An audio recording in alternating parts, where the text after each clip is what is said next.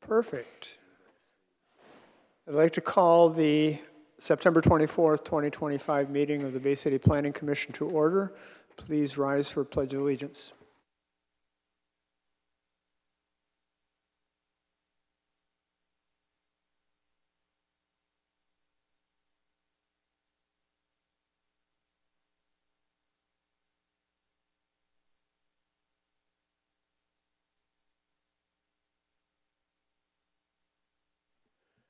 Thank you and good evening. We have a quorum present. Would like to make the record reflect. We have Timothy Beckman, Ashley Meyer, Sheila Turbot, Michael Burns, myself, Douglas Fries, present. Terry Multane and Lisa Griffiths from planning staff are here, as well as some other city staff that, do I need to give them credit?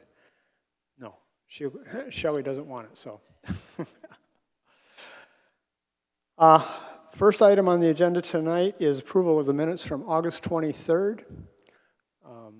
What is your pleasure?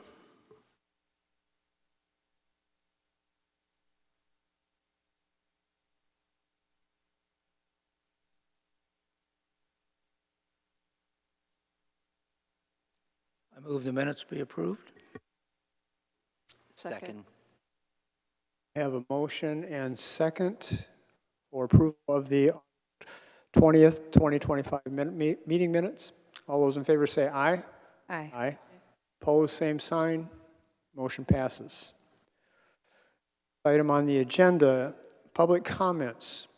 Anyone from the public wishing to speak on any item not on our agenda for this evening, please come to the podium, sign in on our register, state your name and address, and you'll have 5 minutes for your comments.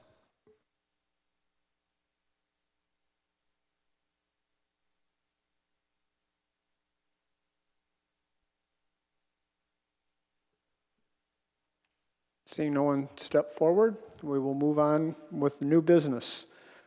We have 2 items on tonight's agenda. Site plan reviews for Omnifiber LLC, as well as a zoning ordinance amendment review. We will begin with the Omnifiber LLC is proposing installation of above-ground fiber optic cabinets in the 2nd Ward located within city-owned right-of-way. They are specifically case SPR 25-05 for 888 Center, case SPR 25-06 for 1104 McKinley Avenue, case SPR 2507, 1498 6th Street, SPR 2510 for 2025 7th Street, and case SPR 2512 for 616 McKinley Avenue. Last month we combined, what did we have, 8 last month, Terry, I think? We combined those all into one motion, although we did specifically refer to each one separately. I'm somewhat hesitant to propose that tonight because we do have the Historic District Commission comments that were included in our packet, and I think they are germane and should be addressed for those locations separately. So that being the case, we only have 2 that are not in the Historic District out of the 5, so I would propose that we combine those 2, but that we take them in order since they are all consecutive. So the first case would be SPR 25-05 for 888 Center Avenue. Staff report would be first. Yeah, Doug, if I could correct you, I believe, well, all 5 of them are actually in the Historic District, because these were the last 5 cases that we did have to bring to the Historic District Commission. So all 5 of them are in the district. Pardon me, I read the material and didn't see comments regarding the other 2, so I made an assumption. And I guess you know what they say about making assumptions. In that case, we'll handle them all individually. Again, first case will be SPR 25-05 for 888 Center Avenue. All right. A representative here, so I know there was a little bit of delay trying to get the connection made with his team, but are you all set on that? Oh, he's almost there, he says.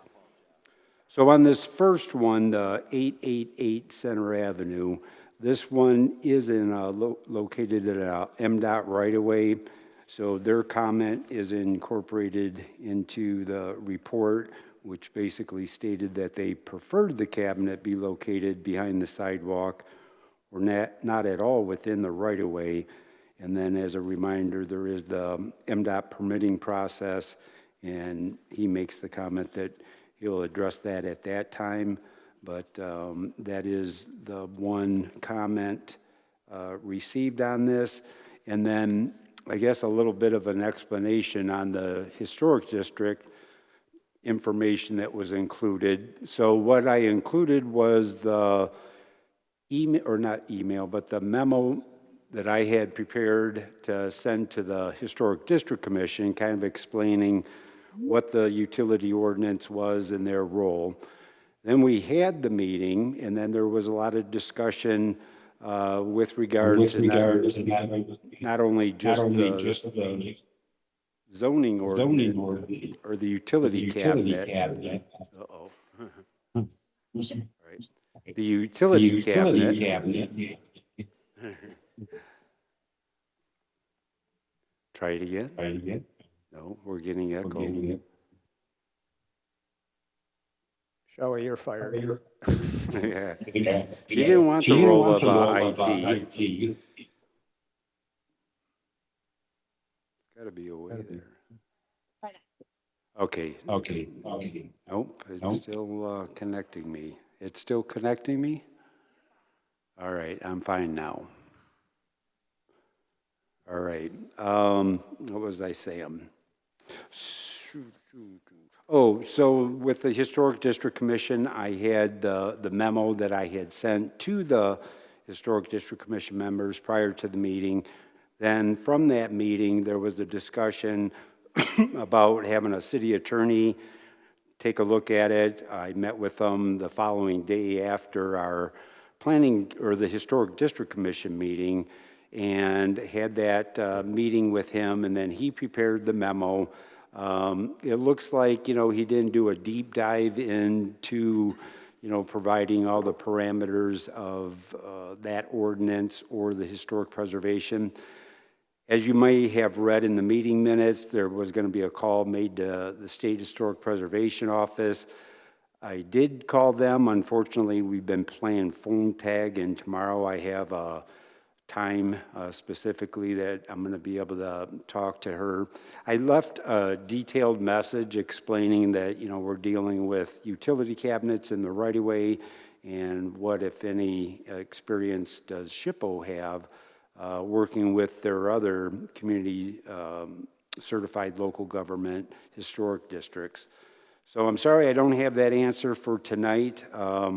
She didn't really allude to if, what information she may have about those. So what the city attorney prepared a memo on is just taking a close look at that ordinance itself.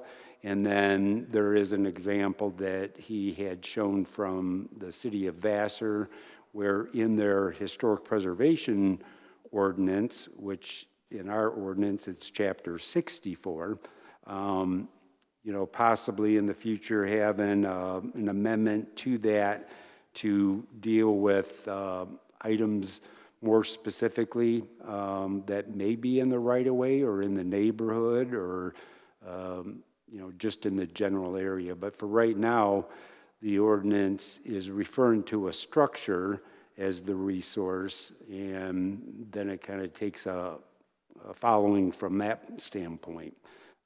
It didn't really address anything outside of the private property that, typically the Historic District Commission is evaluating.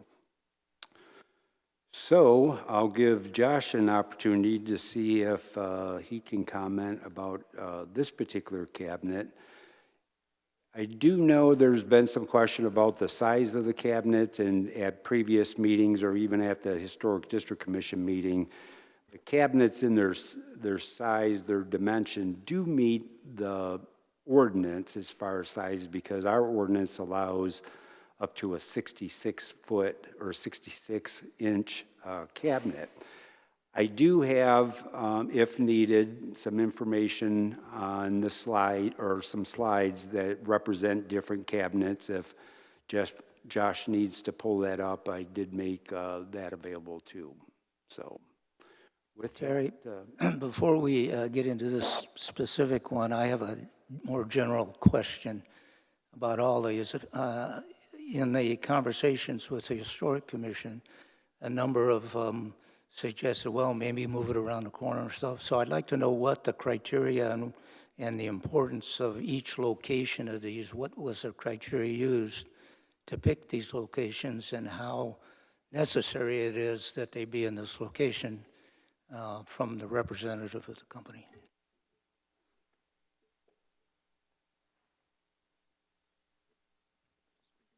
yep, just go right ahead. Oops, I guess this one you got to hold.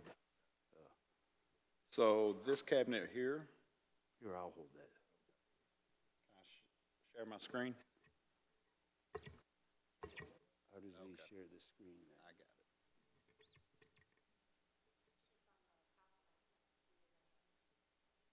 Right next to the red button.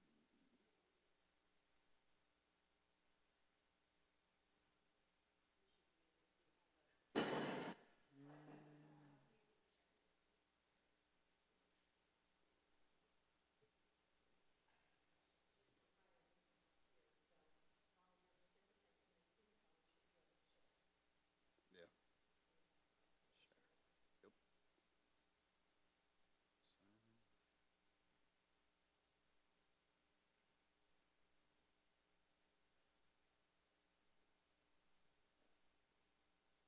Oh, there we go. Okay. All right.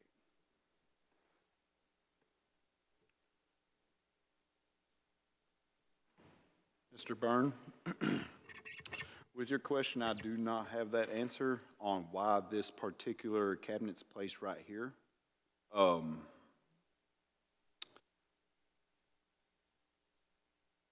This is, the way our fiber runs, it runs into the cabinet.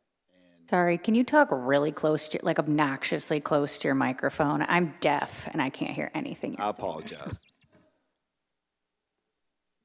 Okay, so the cabinet is basically set in this location because all of the maps, they connect. And yeah, I don't really have that answer. You say all of the maps? Yes. For the fiber optics? I mean, that's what I'm asking is, could it be moved anywhere else? Or does it have to be It in? could be moved, yes. So potentially, to piggyback off what Michael is saying, around that corner, if you're looking at the building that it's proposed to be in front of, it could hypothetically maybe shift around the corner down a little bit, obviously to stay away from the street, but, or, you know what I mean, the intersection.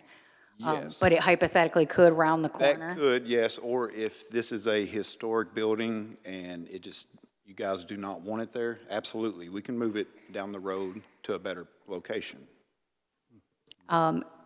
As being a part of those discussions, I can tell you that was it was a major concern. We were very concerned because it's a very large cabinet, Yes. it's not little. And it is a historic resource. It's a very old building, apartment building.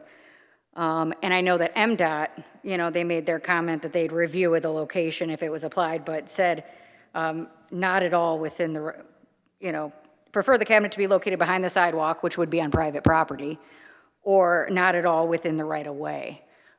So my guess, and this is just a guess, is that would probably make both happier if it was around the corner. Just a thought. Where it is currently proposed to be at, could it go right here? and you're kind of back at the same problem. If you're going along Center Avenue, you're kind of back at the same thing. But if you round it onto Van Buren, Yeah. which is that side street that runs perpendicular to Center, Okay, it would be, North Van So Buren. Van Buren. okay, yep, I see it now. Yes, that should be no problem. I would anticipate, I'd have to, talk to other humans, but I would anticipate that the HDC would probably be happy with that. And I can't speak for MDOT, but Yeah. that resolves any concern I had. Question to staff. Does MDOT have permit granting responsibility in this regard? Yes, they do. Yep, so they would have to apply to MDOT, go through their permitting procedure. So we already know what MDOT's preferred position is on this. Right. Do we have any feel for whether they would approve this location if we approved it? Well, it sounds like this one could be moved. So that would satisfy MDOT. And if, it could be moved or requested to be on North Van Buren or South Van Buren there, yeah, Well, it ceases to be on a highway at that point. Once it's on Van Buren, it's a city street. right. So MDOT wouldn't even have authority at that point if it was far enough away from the right Yeah, of way. exactly. Once the Correct. right-of-way of MDOT was out, then it would be a city permit. Let the record reflect that Commissioner Bonacek has joined us at 6:49. All right. Are we not going to have the same discussion for a lot of these? So the HDC, as far as if that's what we're specifically talking about, we were trying not to be unreasonable and say you can't put them in the historic district. That's crazy. There was talk of like, could you put them underground? I assumed that would be much more costly, that the company probably would prefer not to do that. So our kind of middle ground was just keeping it off the major thoroughfares. So McKinley was kind of like the same thing where it's like, that's a main drag. It'd be nice not to do that. But Center was really, because that's where most of the historic resources are. The most notable. That was the main focus. But as far as Van Buren and the other side streets, the district is so large, it ceases to be a reasonable request at some point. You know what I'm saying? Because the district is expanded and is now occupies a huge chunk of the city. So I don't think it would even be feasible to request that. And So that's why along- we kind of streamlined it. Oops, I'm sorry. Oh, I just said that's why we kind of just streamlined it to, certain major roads. And I know the landscaping was discussed or the screening, but they had decided as a body that that would just pose additional burdens and problems. So landscaping or screening around those cabinets was not recommended. I want to commend the Historic Commission for they had quite a lively conversation about this as reflected in their minutes. So it was something that they gave a lot of attention to, and I do appreciate that. Question for staff. Go ahead.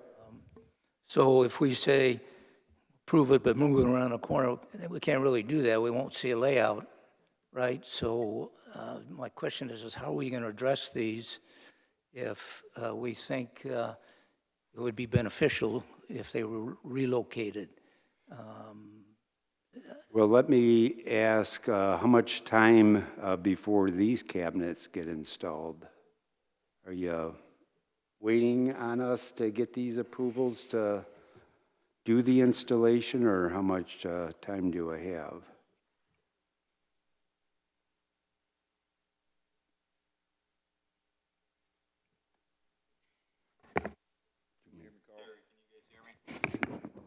Yep, You guys got me? I can hear you. Okay.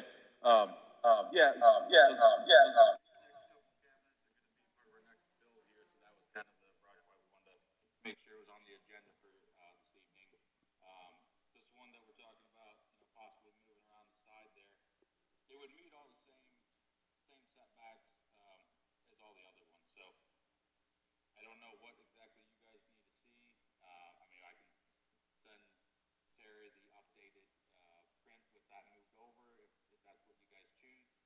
evening. But I mean, to me, I think it's the same property owners, and really nothing else would change. If we have no issues with that property, then, you know, as long as we're abiding by all your rules, Terry sees it, signs off on that, would there be a reason that we couldn't just pass it tonight along all those same guidelines? Can you, someone who actually heard that, just summarize what he said, because I couldn't hear any of that, sorry. Okay,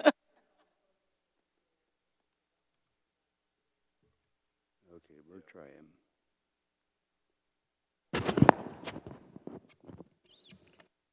All right, Carl. Can you hear me better now? Better now? Yes, many, many times. So,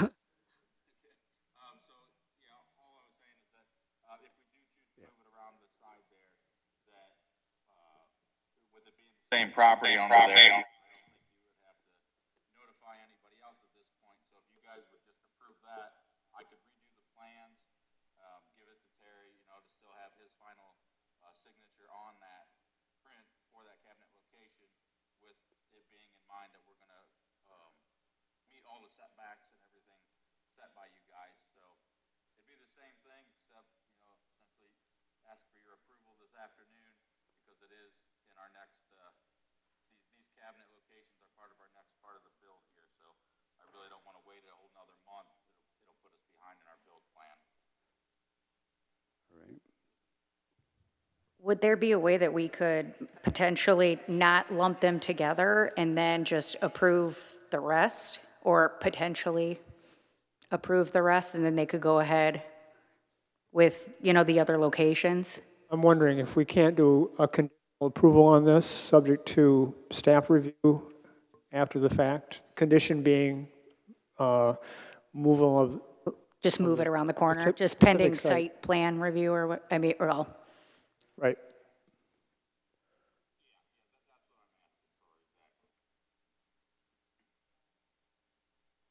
Would that work for you, Terry? Yeah, that would work for me. I can do that. Working with engineering.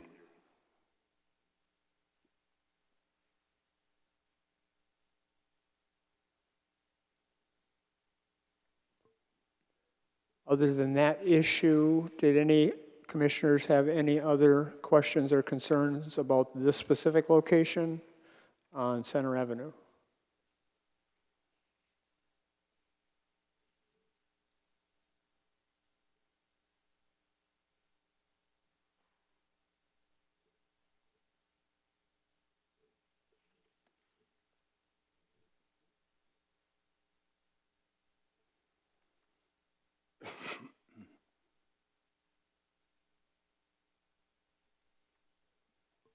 Does any commissioner have any more questions for the site representative? Dennis? I'd like to know when their crews are going to stop running into Consumers Energy gas lines. Last 2 days, I've had the smell of rotten eggs around my house.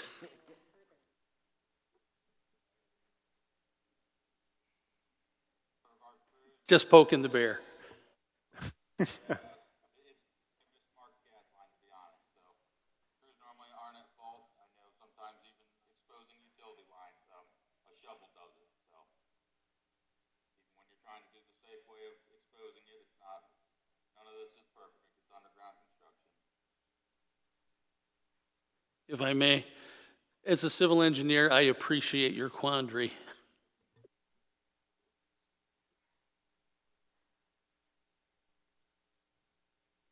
There are no other questions from the commissioners. Terry, did we have any public comments that were submitted through the mail?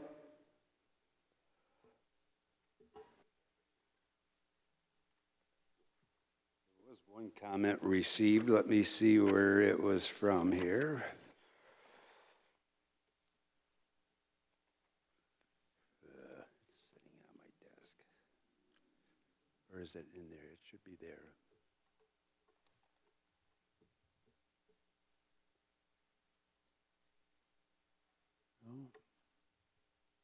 All right, we will get the one public comment for the one location. If you Was could it, wasn't this one specifically? remember if it was this one? It had to do with the Sixth Street location. Okay. So it, I will open the floor to anyone from the public who wishes to come forward and make comment on this application. If there's anyone from the public who wishes to comment, please come to the podium, state your name, sign our register, and you'll have 5 minutes.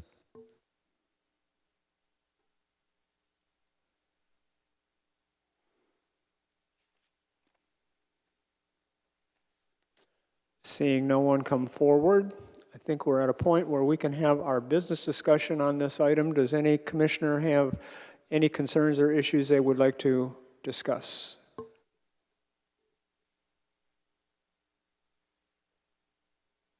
Just for clarification, we're considering this with a move to Van Buren? I think that's the general consensus of what we've been talking about, yes. Okay. And it appears that there's no problem with Omnifiber in terms of that relocation. That's correct, I right? think, just for clarification, because we don't have the best pictures, and I'll admit I didn't drive by, but these two McKinley locations, they don't look like they're really out in front of anybody's house. It looks like one of them's along someone's fence line, and then the other is by a parking lot? Is that what I'm? We'll be discussing those individually. That's what we agreed to. All right, I would entertain a motion then.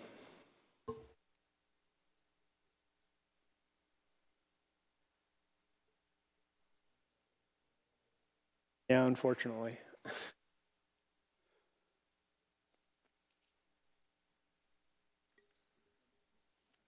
I move that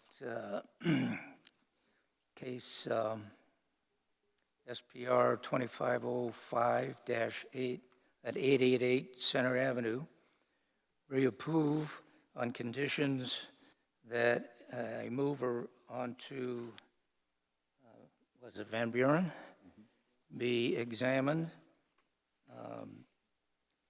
and that let me get to the other.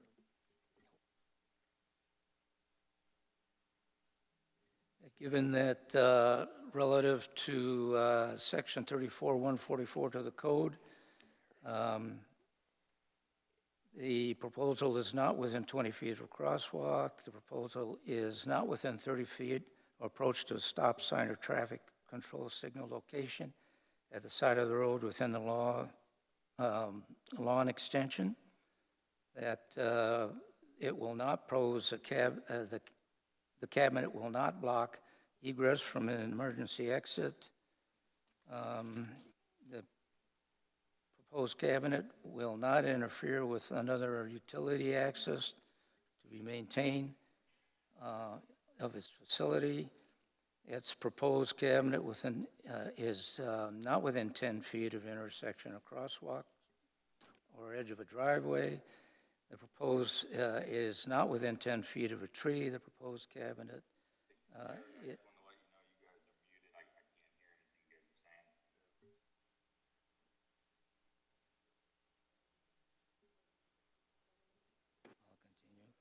Proposed cabinet is not within 10 feet of a mailbox, United States Postal Service.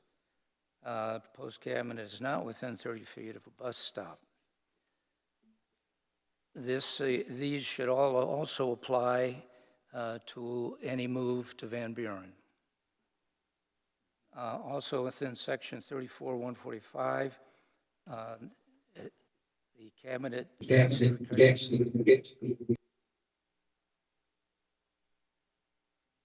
sorry.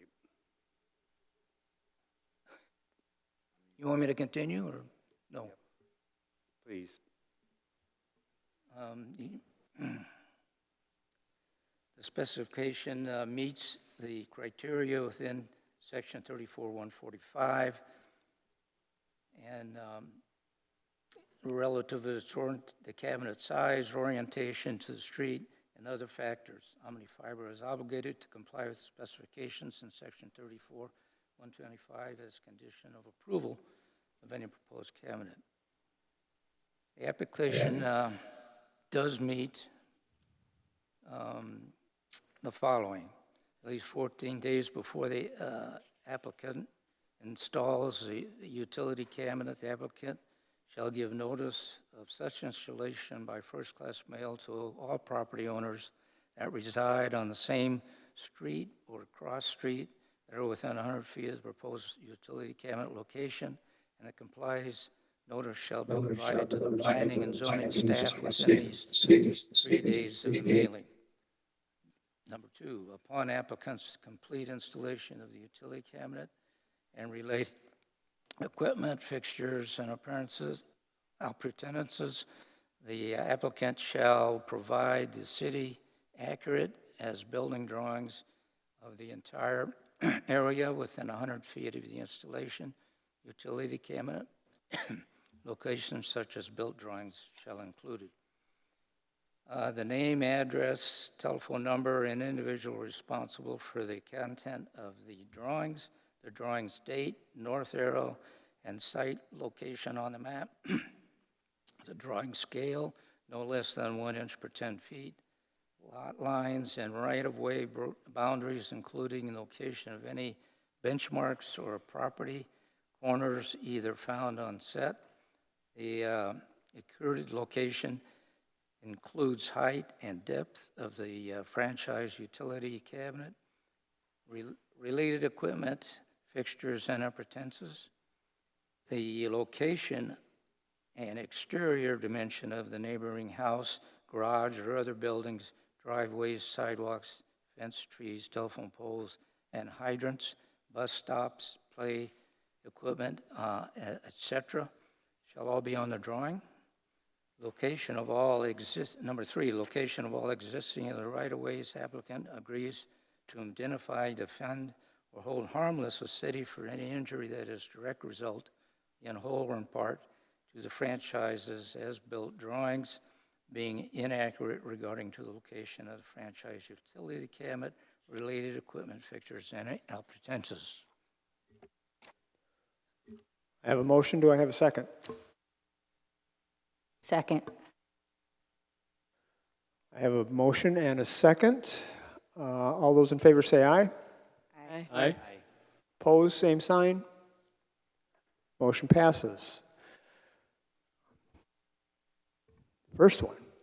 I will note in the Historic District Commission minutes that they only referred to the 3 locations, the one on Center and the 2 on McKinley, as being of concern to them.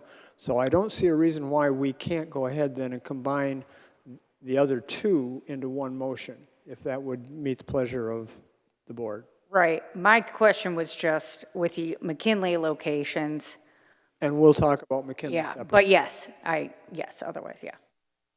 We'll still have a discussion about both of these next 2 cases then. These will be case number SPR 2506, SPR 2507 for 1498 6th Street and SPR 2510 for 2025 7th Street.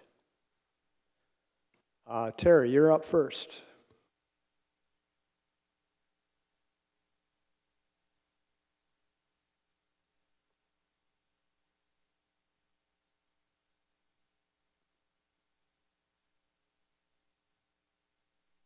Okay. We skipped over the 2506, the one on McKinley. Okay. So We'll now do those both separately. Okay. So 1498 6th Street, I don't believe there was any condition with regard to the moving of that location. And then 2510 is at 2025 7th Street.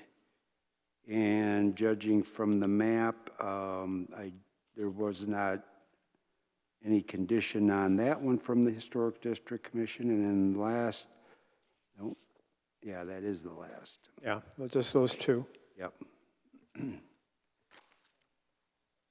Does the applicant have any comment on these two locations? I'm good with those.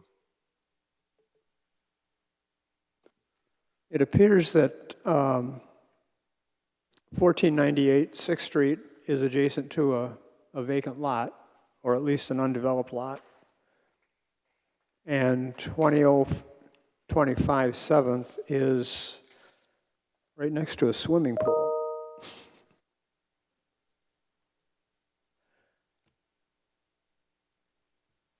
Pool in a parking lot? I don't know, there's a car there, so it looked like a parking lot to me.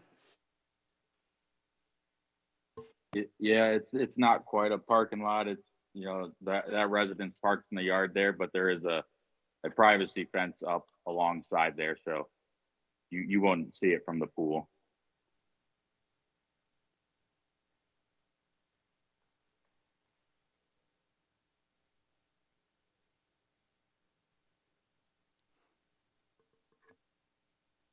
Any specific questions to the applicant or staff from commissioners?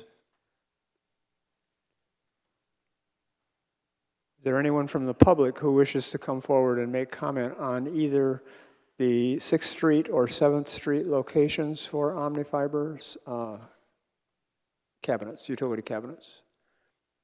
Please step forward. You'll have 5 minutes. Seeing no one come forward, did we have any mailed comments, Terry? Yes, I did receive a comment on 9/24, which is today. Deb Gatza at 619 North Burney Street.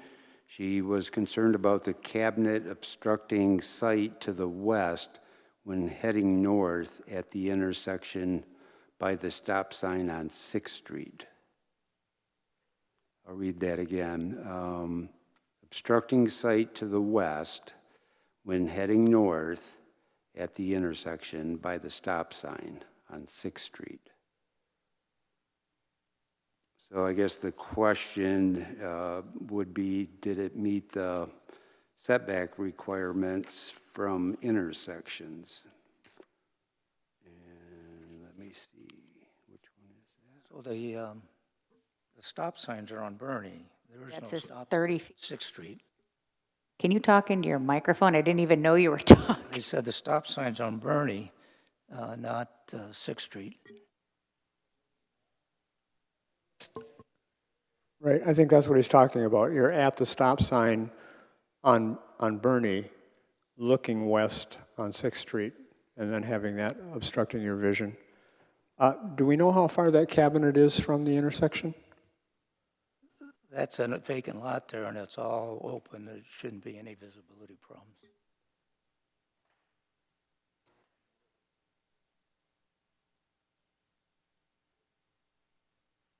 We know what the setback is on intersection clearances, Terry?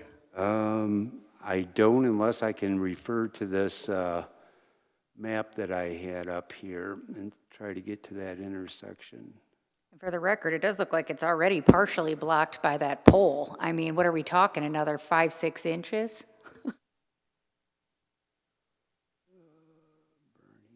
Looking for Burney Street here. Sheridan, 14th. How many pages do I have?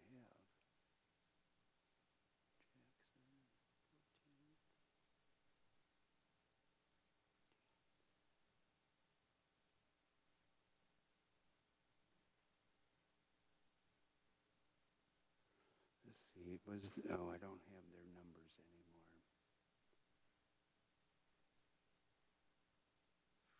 anymore. I don't see that one.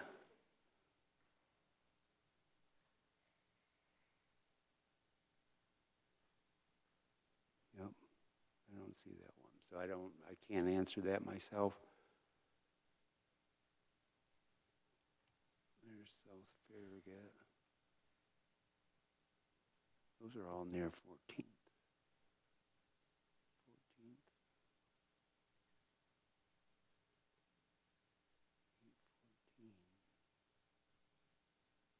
Yeah, that's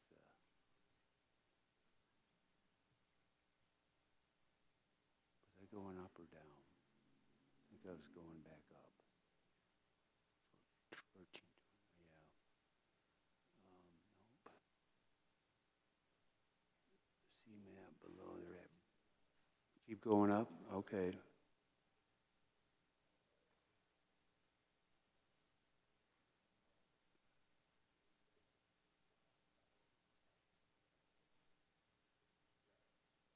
That's at 13th and, yeah, that's not it. Yeah. I don't have that sheet. It says I have 42 of them. What was the number that they assigned? Do you know? Yeah. No, but what was their original case number? I think I brought all that stuff with me. And it's just a matter of where did it end up? There it is.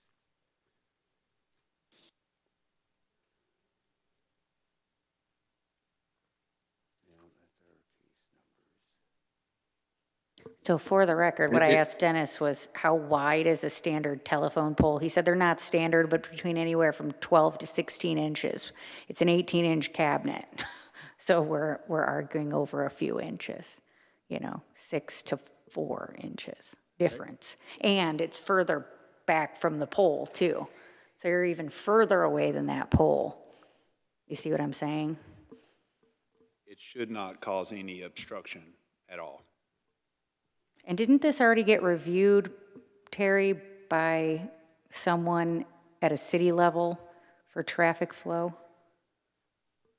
Not for traffic flow. I mean, the city engineer would be able to, get the permits and review it through that process. But I'm not sure what you're referring to. So, well, I'm just to say that if that was a concern, that would be more for them to figure out than for us to figure out. I mean, and because it has to go through them anyway for permitting, Right, that could be addressed at that time. you know what I'm saying? Right, which would be part of the pre-award process, so we wouldn't even have to worry about it. Correct.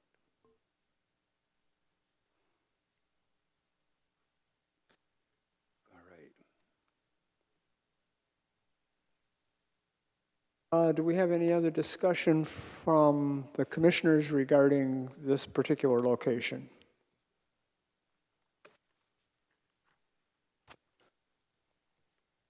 If not, I would entertain a motion.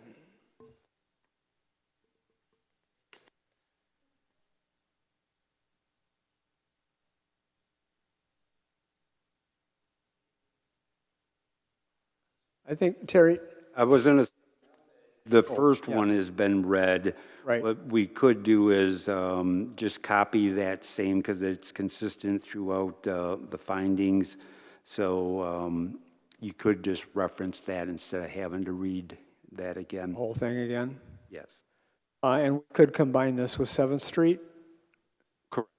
So we need to at least have a discussion about the 7th Street location, SPR 25-10. Let's take a look at that real quick if we can.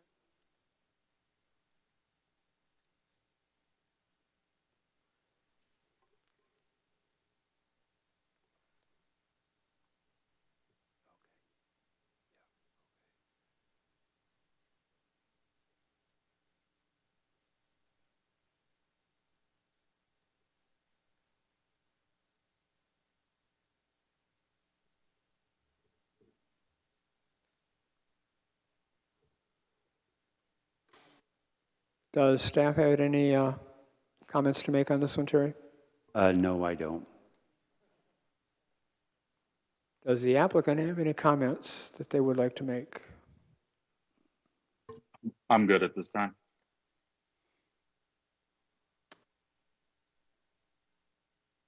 Anyone from the public wish to come forward and make comment on SPR 25-10 for 2025 7th Street? Please come to the podium, sign the register, state your name, and you'll have 5 minutes.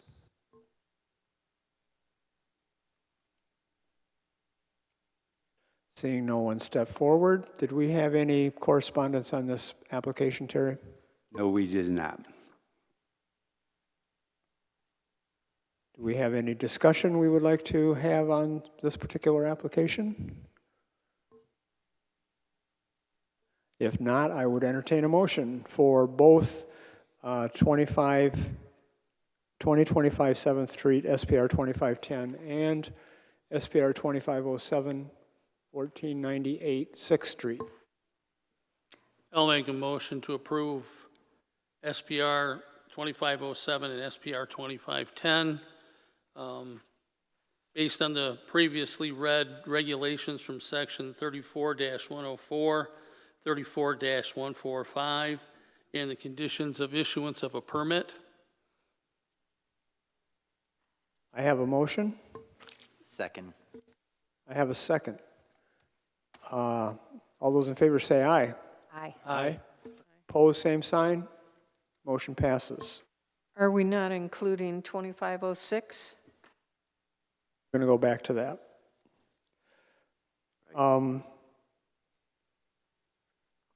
Thought we I were would- including all three. No, we've got issues on the McKinley Street ones that we need to talk about separately.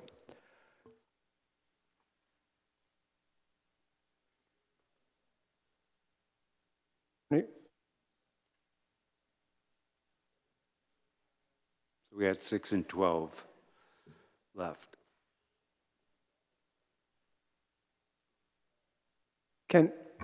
I would propose that we combine 2506 and 2512 because they are both on McKinley and they will have like situations involved.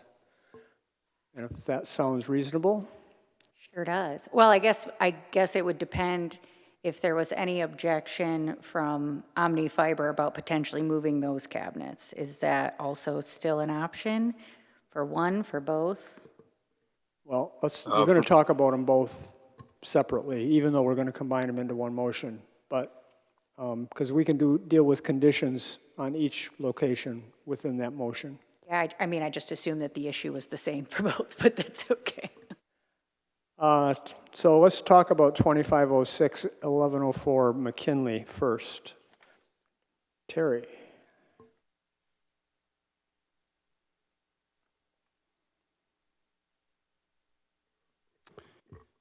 Yeah, I'm not seeing any specific comment that I could make on that location that's not already represented in the staff report, except for, again, this was on more of a major thoroughfare in the historic district, McKinley. So there was a request to see if this one could be moved to a side street location, which would either be North Farragut or North Sherman. Does OmniFiber have any response to that possible relocation around the corner to a side street? Yep, I would be fine with moving it over to North Farragut. It would be on the east side of Farragut, so say it would surround the same property again. They have a fence around their whole yard there, so it would still be kind of out of sight, out of mind. Okay. Yeah, that's good, because then it wouldn't be in front of another resource, because we're still in the district. Right. Right. Okay, so we can make that a condition on the approval. Do we have anyone from the public who wishes to come forward and speak on case SPR 25-06 for 1104 McKinley Avenue? Please come forward, sign the register, state your name, you'll have 5 minutes. Dramatic pause, no one stepping forward. Terry, did we have any correspondence on this application? No, we did not. Okay, so then let's talk about SPR 2512 for 616 McKinley before we enter a motion. Terry?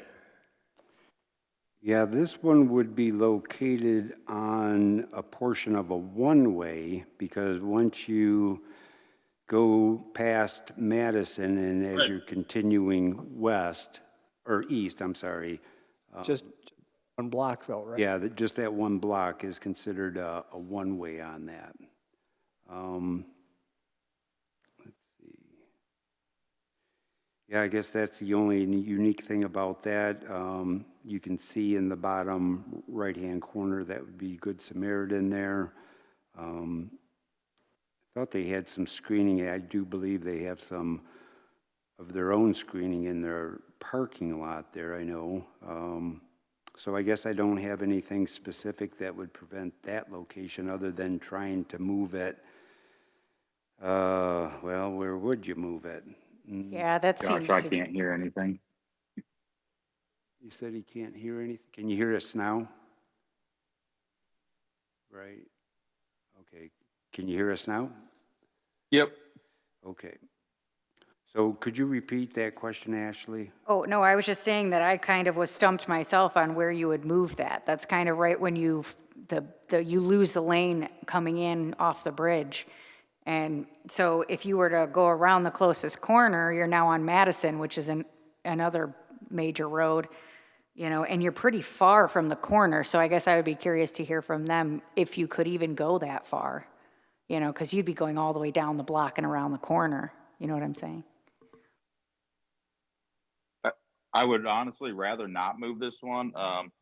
If anything, I would keep it in the same parking lot, but move it over on North Madison there on the east side of the road. Well, that's a state highway, so we're going to get back to that same problem that we had on Center Avenue, which would be that MDOT would rather it not be. My personal thought on this one is, with its current location, we're not worried about it being in front of anyone's home, anything like that. It's kind of off to the side, out of the way. And you're not, I mean, yes, it's within the bounds of that expanded historic district, but I think that that's an area that I don't see an issue with it being myself. Yeah, there's not a lot of resources. You're in front of a commercial building right there and parking lot. You know, there is a house on the other side of the street, but you're not really blocking a historic resource. I mean, yeah, generally, we didn't want to do them on those large thoroughfares, but you're not really even in, you're still in that commercial part of town. You haven't even really started that. So, I mean, I'd say this is probably the, you know, I can't speak for everyone else on the committee, but my personal opinion would be this is probably the lesser of evils. I mean, as far as where else you could put it, it's probably acceptable, in my opinion. I did have one issue with the location close to that tree. I think we're within 10 feet. And on the chart on the following page, it was indicated as no. So, Okay, we will look into that closer then, if you do believe it's less than. Yeah, maybe if it slid down past that other tree, maybe there's a large stretch there. I don't know. there may be enough room in between those two trees. Yeah, really anywhere along that north side of that parking lot would be absolutely fine. So if we need to just move it down a little bit more, 10 feet, 20 feet, that's perfectly, we can work with you on that, no problem.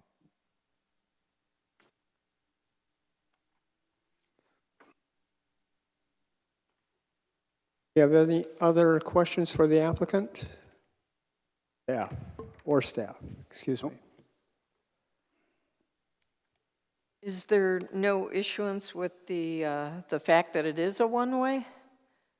You know, if they have any maintenance to do or something, it's just like that truck right there. It makes that street one lane. So after initial installation, all maintenance, those techs would be able to park in that parking lot. So it's actually even kind of better. Everybody's off the road at that point. Yeah, it looks like the box sits 5 feet within the green belt off the road, so that should be sufficient for, you know, just on foot maintenance. Mm-hmm. If there are no other questions, does anyone from the public wish to make comment on SPR 25-12 for 616 McKinley Avenue? Seeing no one step forward, Terry, did we have any correspondence on this application? No, none was received. So, I think we're ready for a motion. Again, we're combining 2512 and 2508.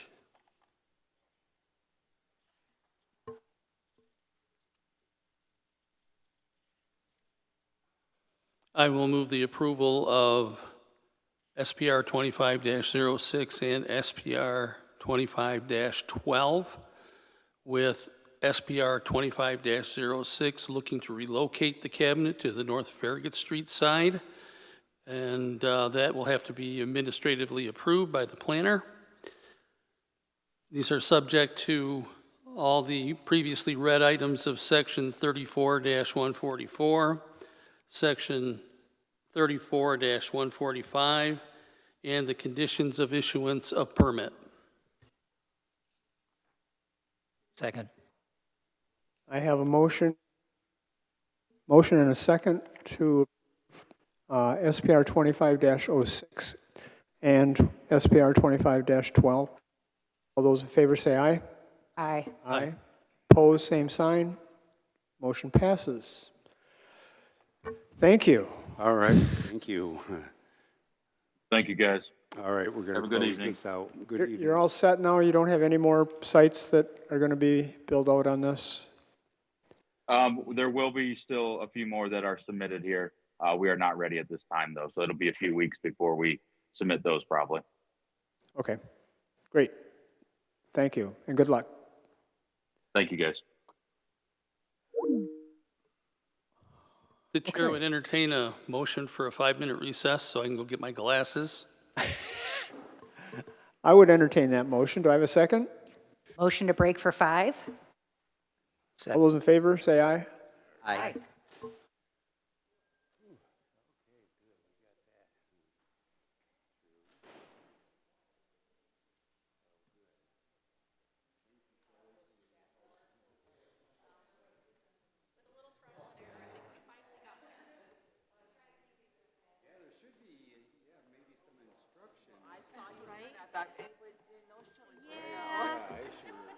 Because I've never had to use that other than, put the little thing in there.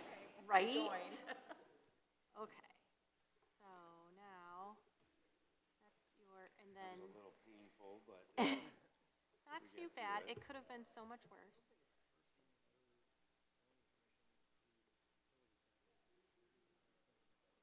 Well, and it'll be interesting for me to talk to SHPO tomorrow and see what, their thoughts are on it. Yeah. I've found them to be, in person, like, when you chat with them, they're actually pretty cooperative, so. Yeah. They try to be reasonable people. You're very welcome, so sorry. We got there. All right, have a good night. And then Thanks. you're able to get Joe's presentation up? Yep, I Whatever think that- so. I have that sitting on the I desktop. didn't see it hanging out at the bottom, so. Okay. Yeah, I'm here for you, buddy. all right. Let's see, we'll get. Yeah.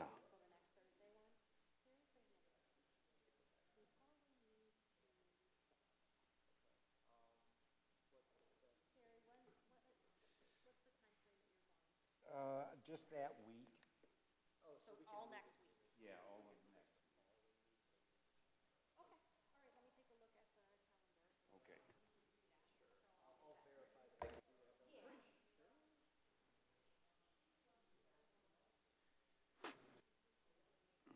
What am I looking for? I'm looking for.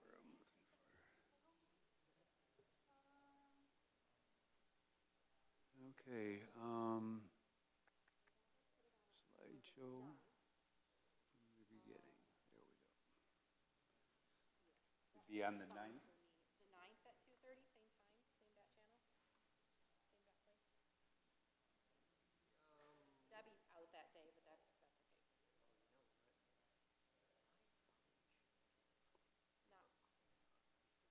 Oh, that's probably not a great idea. Yeah, I have much compassion for you, yes. Get mine scheduled.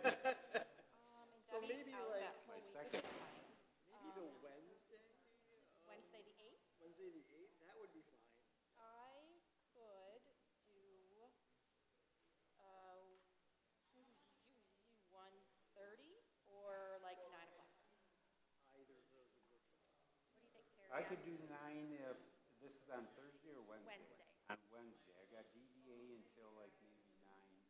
Maybe 9. You silly guy, 9:30. I mean, I could do 10 o'clock, I just, well, no, because I run the computer, so 9:30 would be safe. And then if you're not done at DDA, we can just like, Yeah, 9:30 would be good. 9:30 on the 8th? Yeah, go ahead and move it there.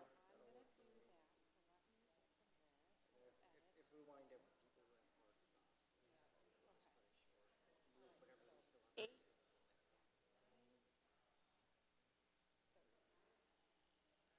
When I add it to my phone though, it doesn't add it to my Microsoft for some reason. Yeah.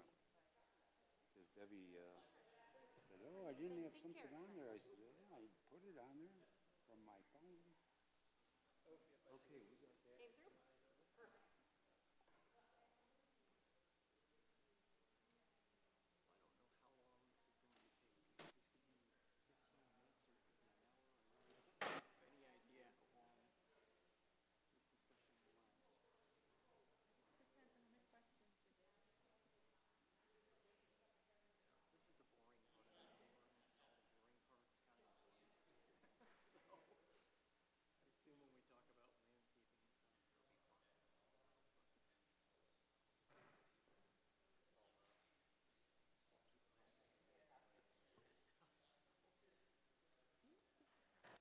Lisa, what happened to Terry?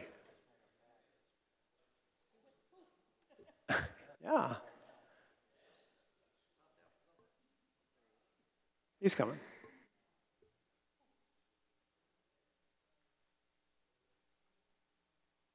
Okay, I would entertain a motion to return to regular order business. You got your glasses? I so move. I have a motion. Do I have a second? Second. I have a motion and a second to return to regular order business. All in favor say aye. Aye. Aye. Opposed, same sign. We are back in regular order. Next item on the agenda is the zoning ordinance amendment review with Giffords Webster. We're looking forward to this. Go ahead, Terry. Yeah, so this is amendments round 1. Joe had prepared a presentation that I had printed out, so you have a copy if you wish to make some notes on it. I'll have Joe just introduce himself maybe and have him just get started. Yes, I'm Joe Tangari from Giffords Webster, and we are working on the zoning rewrite. We have a committee of staff members that we've been working with to develop some draft language for your review. That includes Terry, that includes Shelley, it also includes Debbie and Sarah Dimitrov, and then until recently, Tony Deere was on there as well. So we've been working for the last couple of months on what you see in front of you, and we're kind of working on the next round now so that you'll be able to review something not too long in the future as well. So tonight I'm just gonna give you a little bit of an overview of how we're working on this, and then these are the 3 basic chunks of content that we're talking about: purpose and intent, administration and enforcement, and development procedures. This is all the kind of background stuff in a zoning ordinance that's not really about how a site looks or how it gets built, but more about how the sausage gets made. What are the processes and procedures that we have to follow to get everything done? Does this thing work? Yeah. It does, all right. Yep. So just a quick overview of what you can expect here. So this is obviously September 2025, and that's what we're looking at tonight. In November, we expect that we'll be looking at site development standards that includes things like lighting, dumpster enclosures, porches, fences, walls, landscaping, parking, as well as planning and development standards. So that's a pretty meaty chunk of stuff to talk about. And then in January, we'll be looking at the district's definitions for terms in our ordinance, and then standards for specific land uses. And that would be in January. So Three kind of sizable chunks, and we've got some cushion too if we've got to break one of those chunks up over a couple of meetings if we need to, if we find that the discussion goes very deep. But that's the tentative schedule for right now.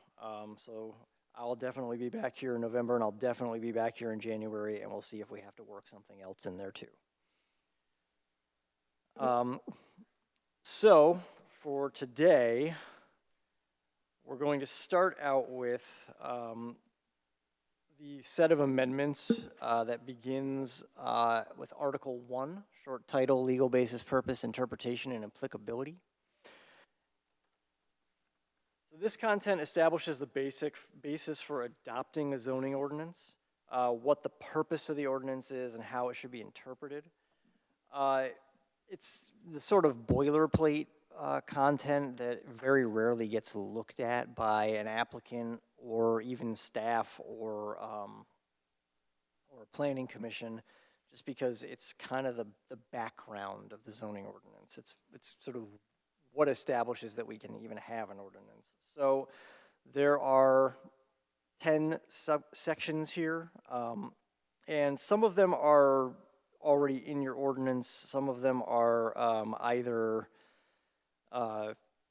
modified or new to the ordinance. We found that there were kind of a couple things that we see commonly in other ordinances that we weren't seeing here, so we added them. Short title is literally just how do we refer to this ordinance when we want to refer to it in a way that's meaningful. So Bay City zoning ordinance is how we are what we're calling the ordinance as its short title. Statutory authorization. This is basically just saying the state of Michigan has Act 110 of 2006, the Michigan Zoning Enabling Act, and that allows us to have this ordinance. There's a purpose statement. So here, what are we trying to do with this ordinance? And promoting the public health, safety, and welfare is kind of the central legal rationale for zoning. So that's right up front. But there's some other detail in there. We had to update a reference because it still referred to the original Zoning Enabling Act from 1921, so we updated that to refer to the current act. There is a section on scope, basically says what can happen under this ordinance. Interpretation and application is 1.5, and that tells us kind of how we should be thinking about how to use the ordinance. What it's not intended to do. And that's related to the next section, which is conflicting regulations. So you have a situation where two regulations in different sections of the zoning ordinance are in conflict with one another. How do we handle that? If there's a discrepancy between the text and an illustration, including its caption, the text is the thing that controls, so that just kind of clarifies how do we proceed legally if we've got something in this ordinance where one part says another thing and another part says something different. I hate to interrupt, but is this a free flow kind of a presentation? Are we free to ask questions? So yes, you are. I think on some of these slides, I'll probably get through the slide and then we'll open up for questions, but because we're going section by section here, feel free to ask questions when we get to the section you have a question on. So real quickly, and this is kind of throughout the whole, Terry shared with us the memo that you sent him earlier, and tying it in now with your presentation, I note that you've color-coded Section 122-16 blue, which would indicate that it's new. Yes, yeah. So in the memo that you sent to Terry, I would have expected to see 106 then be blue in the text that you provided, because if it's new, you had indicated that anything new was going to be blue. So yeah, I don't know why they didn't come out blue on this particular. It's a technicality, but I'm trying to save myself pulling up the entire existing ordinance and comparing them page by page. Sure, yeah, I did color code them on this slide, so maybe that could be helpful as we go through this. But yeah, I'm not sure why they didn't wind up blue on here, but yes, 1.5 through 10 and 4 are all the ones that had substantial changes or were new. Severability would be one of those new sections. There is some language about it in the current ordinance, but this is a little bit more robust. Basically, it's saying that if one portion of this ordinance is invalidated, the rest of the ordinance still stands. Effective date, that's just basically saying the ordinance is effective after you adopt it. Repeal of prior ordinances, basically saying that we can't have two zoning ordinances in effect at once. This one supersedes the old one. And then finally, the savings clause basically says if you've got something that's underway when you adopt the new ordinance, that approval still stands. Just a small note for you. Your Article 1 title says short title, legal basis. Didn't you change that wording? You might want to change it in your title too. At the very beginning of that section, Article 1. Short title, legal basis. Oh, right.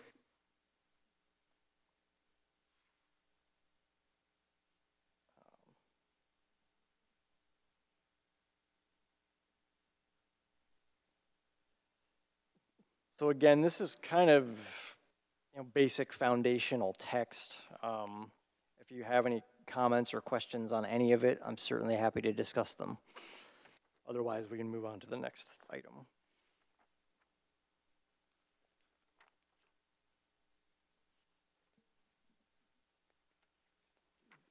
Dennis, you had a question? Go right ahead. Waiting for the chair to recognize me. Oh, okay. Sorry, throw a shoe at me. I'm looking under the savings clause. Just ran into a situation where we had a project that was started in terms of design and had been in the process for like 9 months, and then the code changed. And we begged to be allowed to continue under the old code, but we were told no, since we had not submitted anything, even though we had gone out for bids. How are we covering that here? So I don't believe if you haven't submitted yet, you would be covered under this version of the language. You have to be in the process officially to be covered by this. So I suppose from a staff administrative standpoint, if we kind of are down the road a ways on this ordinance, people kind of need to be told when they come into the process that there is a new ordinance under development, and that will affect your ability to have your approval recognized if you don't submit something before. That's what I'm getting at. If site plan approval has been granted, then I can see the savings clause coming into effect. Yeah, it It's saying does. that specifically here. Was there any reason you hadn't made contact with the authority in terms of the project? It was the architect's fault. It's always the architect's fault. Yeah. It was just one of those situations where we had been working on the project. I don't know, because it was the building codes. I'm on the civil side, so I'm mostly site work. But on the building side, they changed the building code. And those guys were under the assumption we'd still be able to be under the old code as we had been under design. But as it turns out, similar to what would happen here, you have to have submitted the plans in order to be grandfathered. Well, I mean, from the city's standpoint, I mean, if you're talking about people who, have never communicated with you, never even begun the process on that side of it, there's really no difference between that and somebody who's doing it brand new from scratch. I mean, it'd be one thing if they had already been in communication and had a meeting with the city and, they had already, but, and that's in what you're describing, how are they to know? I mean, that's kind of on them, the company. I had personally had discussions with the building department concerning this project. It's the animal control facility for Bay County. And that didn't hold any water. So what I want to do is nail this down and say, upon site plan approval, the savings clause is in effect, or something along those lines, just so that there's no confusion. Something that documents that it's a bona fide project moving forward. Well, couldn't you just say upon receiving of the application? I mean, does it have to be approval? I mean, I'm just saying that you could hypothetically apply, and if you haven't gotten your approval yet, I mean, there's space there, you know. That's exactly what I'm looking to do, is to get whatever point in the project we're going to say this is where that takes effect in writing. I mean, I would say in a submitted application, but I guess that's up to. City Commission. Ultimately, it's City Commission.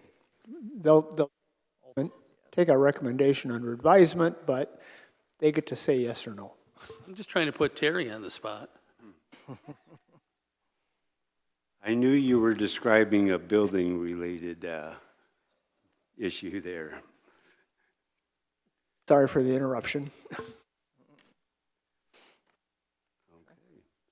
It is a good point, though, that if we can get that kind of a section put into our ordinance, that would make a lot of sense. Well, I think it does speak to a certain amount of specificity that it should have when it comes to administering. I mean, it might be a one-off thing that hardly ever happens, but it doesn't hurt to put it in there.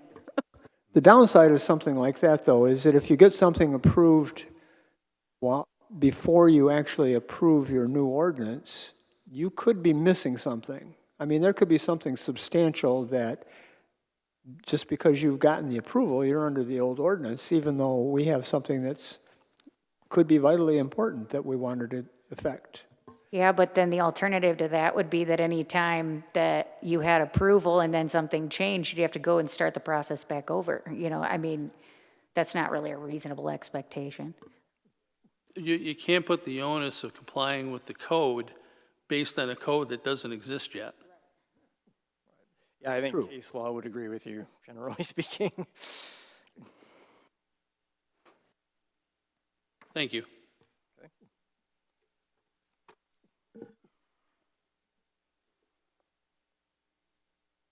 All right, with that, we can move on to administration and enforcement content.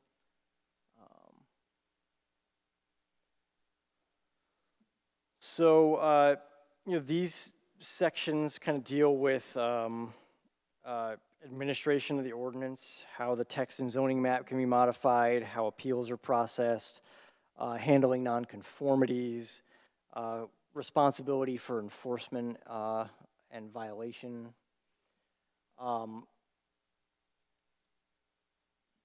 Start with, there's kind of two memos that speak to administrative and enforcement content. One is focused on nonconformities and the other one has the rest of these sections. So we're going to start with the nonconformities one.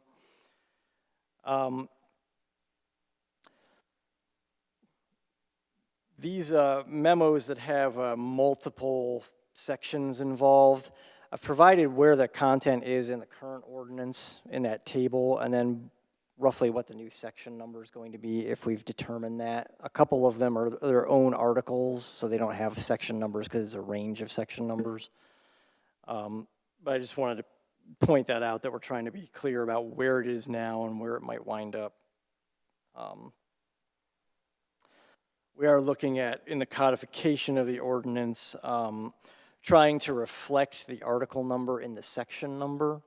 So if you're in Article 25, it's section 25.1, 25.2, 25.3, because right now the codification, the section numbers don't have anything to do with where they are in the ordinance. It makes it a little easier to navigate the ordinance, especially if you're a staff member using it on a daily basis, if you get that additional little bit of information into the section numbers. You're going to see a couple things in here too. There might be a highlighted section reference here. That's just our note to say when we finalize the ordinance, make sure all these section numbers are correct. You'll also see section XX listed a few times, and that's just because we don't know the section number that's referring to yet. We just want to make sure we have something easily searchable. There aren't a lot of words with double X's in them, so we use a double X so we can just do a find and okay, that we have to point to the correct section.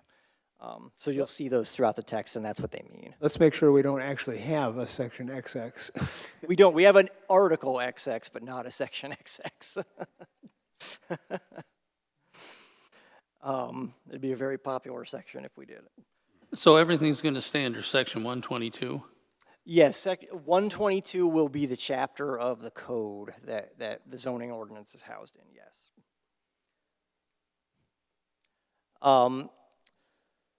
So the top line items that we've actually changed here are on the slide.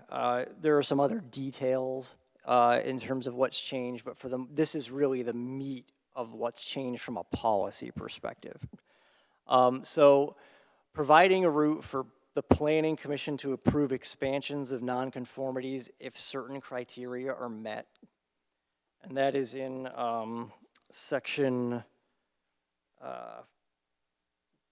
22.2 on page 2 of that document, where we've provided some criteria and we've said the Planning Commission can do this as under a sort of special land use process, but they have to meet certain criteria in order for the Planning Commission to approve that expansion. We know we've got a lot of kind of non-conforming uses in buildings, so we wanted to provide some ability to do that here. If they can't do it under these criteria, they ultimately will be going to the Zoning Board of Appeals if they want to do something. This does permit rebuilding of non-conforming houses if destroyed. There was a kind of complex formula in there for saying it has to be destroyed to less than a certain extent in order to be rebuilt. Staff felt pretty strongly that we should be able to rebuild those if they are destroyed for whatever reason. So we did make that change. Yep, we actually had a case just recently on this very topic, so it's nice to see this verbiage in here. Yeah. And then also allowing conforming alterations to non-conforming structures. There is some fairly restrictive language in the ordinance at the moment that basically says if you have a non-conforming building, you can't expand it. But we have plenty of non-conforming buildings that are non-conforming in one way. Let's say it needs to have a 7-foot setback on one side and it's got a 5-foot setback on the other side. But there's 30 feet on the other side. And right now, under the ordinance, you need to get a variance to add on to the other side. So we've cleared that up and basically said you can add to a building in a conforming way, even if it is non-conforming. So you can't keep building in that area where you're not meeting the setback, but you can build in a way that meets that setback. And those are the major changes here. Are there any questions, comments on that? Are you looking for comments on specific sections? Yes, if you do have comments on any specific section here, absolutely. Okay, I'm looking at the review process for minor site plans, and this will carry over for major site plans, item E. We also have to deal with entities such as MDOT and Eagle. Are we going to address those requirements in the ordinance or not? Oh, you're in a different memo. 15.4E. Yeah. On page can we 3. wait until we get to that memo? And are there any ones in the memo that we were just in on the nonconformities before we get to that? Yeah, you should be seeing section 122, 22.1, which is the administrative enforcement content.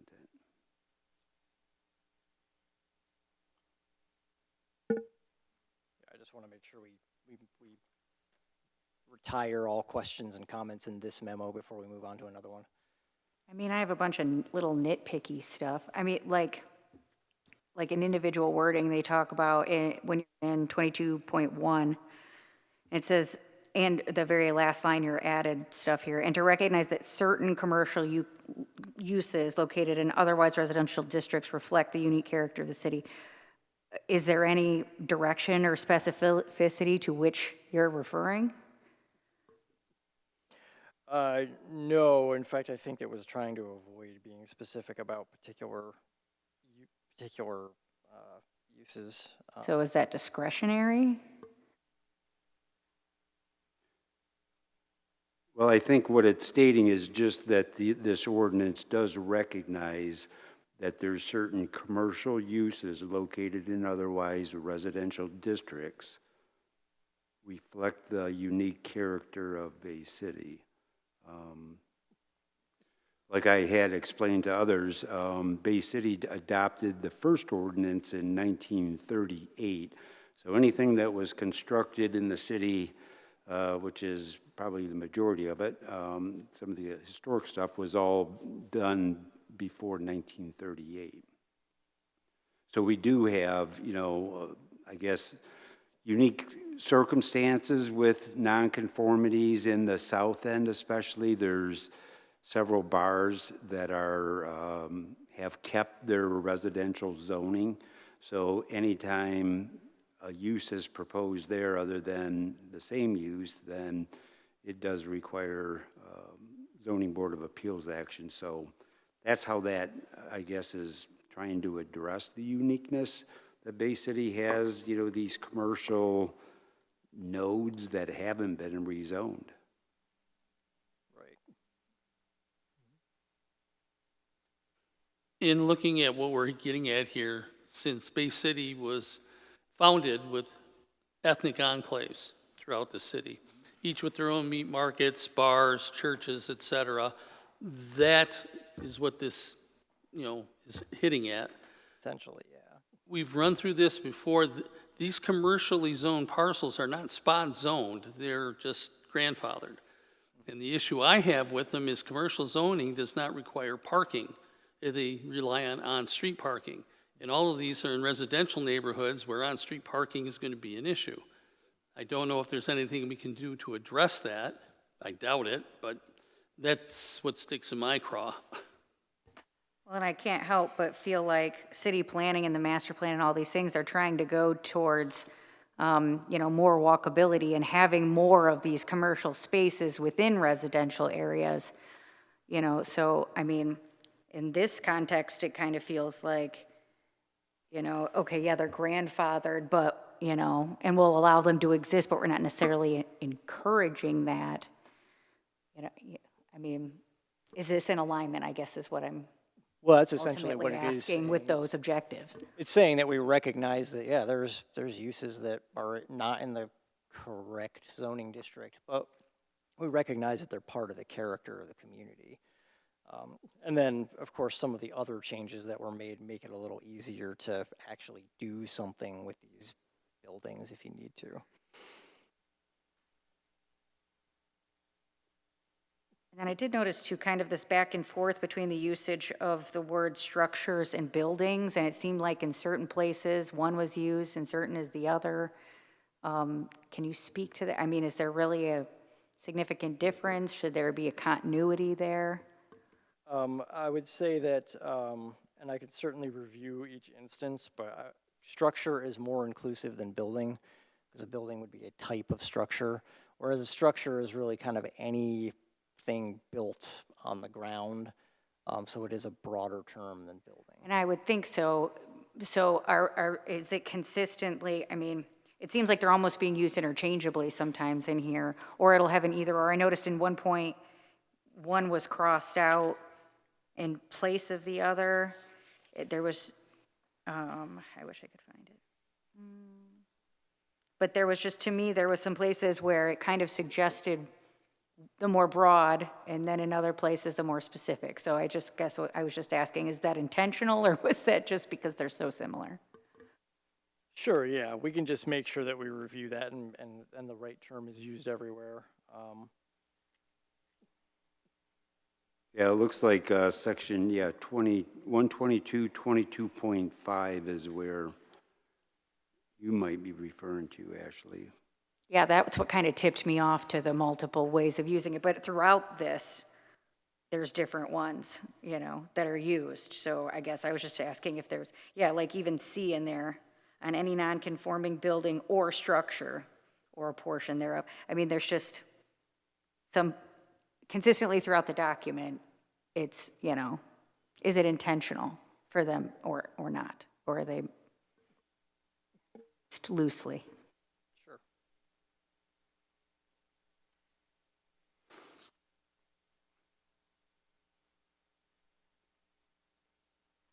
And my thought would be that there would be a continuity to it, you know, or have it defined in a definition section somewhere to say. Yeah, those are both defined terms in the ordinance, so yeah, we need to make sure we're using them correctly. Yeah, we'll do a double check on that one.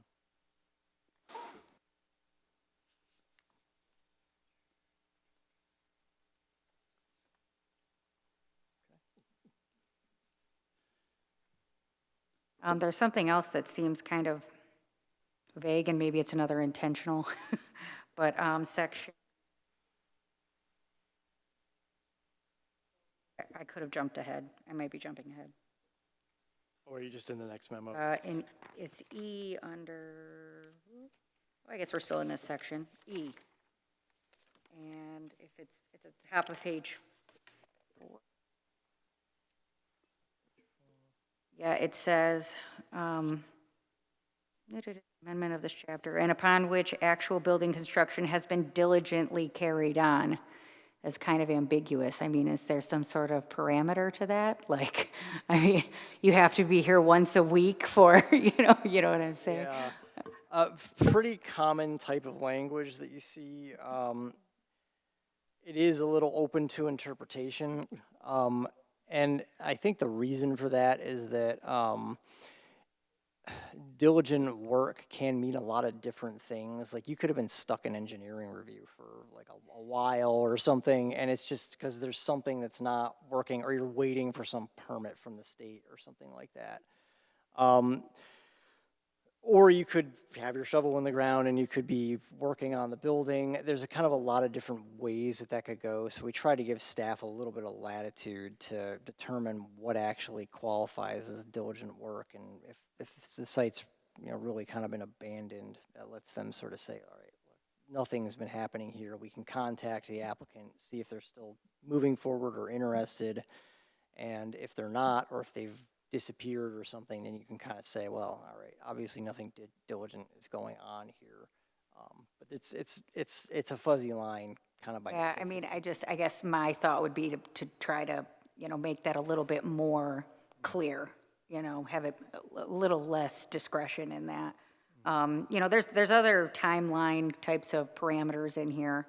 It doesn't seem like it would be too hard to kind of define what that would mean, even a little bit more, you know, down to, you know, some sort of timeline or communication with the city or something.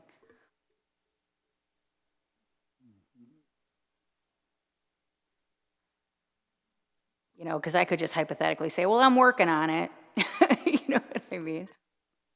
I've been doing this and that.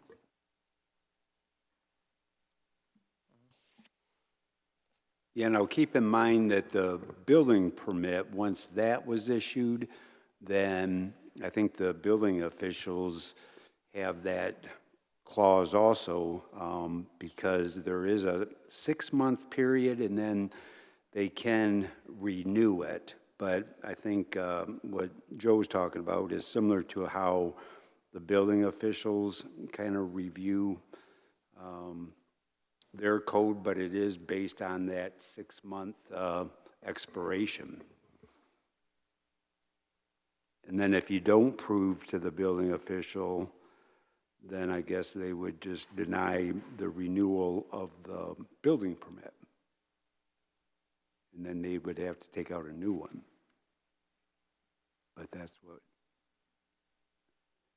And I know our building department does give people, you know, as much latitude as they can on some of those times, but if a project is clearly terminated, then it's terminated. And doesn't it seem a bit strict, Section E, reestablishment of nonconforming uses? Whenever the non-conforming use of any building, structure, or land has been changed to a, Microphone. sorry, Doug. I know, I should be the best at that, right? Whenever the non-conforming use of any building, structure, or land has been changed to a conforming use, the non-conforming, oh, I'm sorry, time out. Never mind, I retract. All right. Any other comments on the nonconformities? And if you do find like a typo or something, just feel free to send that to Terry, and he can always post it to me, and we'll get it fixed.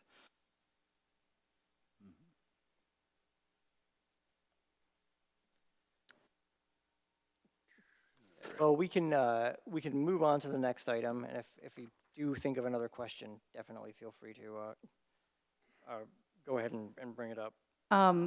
One general, I do have a specific example, but there are some kind of strict language in here on certain things that, so-and-so shouldn't be allowed or whatever. I mean, hypothetically, couldn't you always, request something? I mean, like, apply for something, like, for example, let me give you an example because I'm not stating it well. Section 22.5, nonconforming structures, number 1. If such a building is altered, remodeled, or modified so as to diminish or eliminate any or all of its nonconforming characteristics, then such nonconforming characteristics shall not be later reestablished. I mean, couldn't you hypothetically just reapply, go through the process again if you wanted to?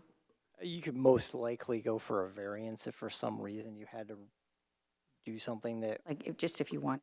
yeah, but you'd wind up probably getting a variance for that, most likely.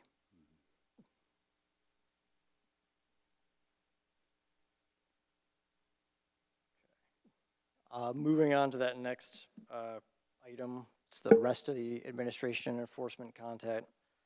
It begins with the Zoning Board of Appeals. So there was some reorganization and clarification of duties and powers here. And there was an update to the variance decision-making criteria. Those were the primary amendments that were made here.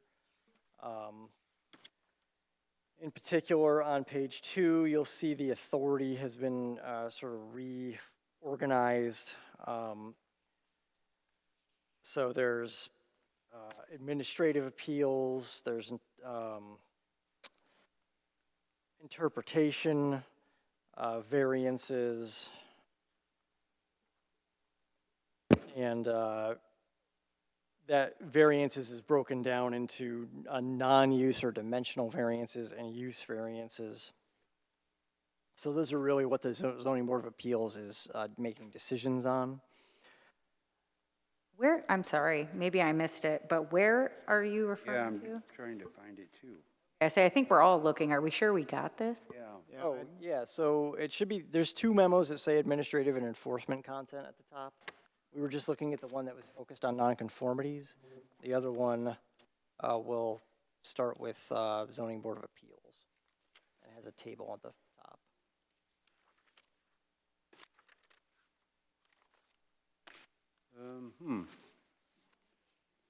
So We you look this at one? the meeting packet real quick here and see if it should have been in there.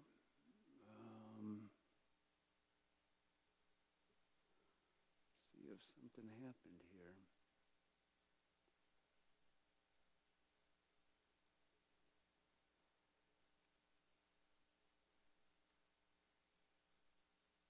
Okay, so let's see. That's going to be the last one, is special land use. Go down. You're going to go up because special land uses would have been last. Yeah. Site plan review would be. So that's site plan review, yeah. Keep going up.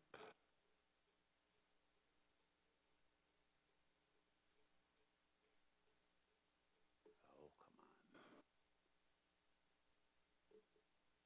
come on. It's all the purpose stuff. Maybe it would be below. So I have it starting there. It might be below. And I'll go down. So it jumps into that site plan review. Special land use, So there's nonconformities. nonconformities.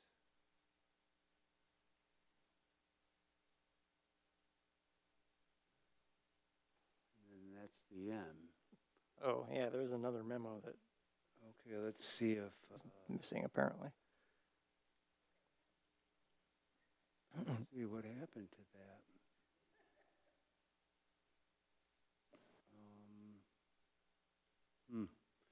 Yeah, I'd have to get back to my other emails to make sure I didn't skip when I was downloading one of the files. Was I the one that combined these, or did They all came to you as separate files, so. separate files? Okay. So is there a possibility I missed? Well, you said they were together though, right? They came over in the same email, but. Okay. Yeah, because I printed a full packet before coming in, and I don't have it in my packet. And I just kind of confirmed that through the meeting packet right here, that somehow that one was missed. Yeah, so I apologize. We'll have to get that back up here. But yeah, it looks like it's not in this packet. Okay. I can still touch on it in my slides so you know what to look for, I suppose, when you get this memo. And then it can be discussed in greater detail at a later date. Because I guess we got to go back to my presentation now. Oh, yeah, sorry. The items that I just mentioned were the major changes to Zoning Board of Appeals. Let's go back to the presentation mode so I can move the slides. Okay. Um, Presentation mode. Do I need to do anything? just hit the little like podium. The little what thing?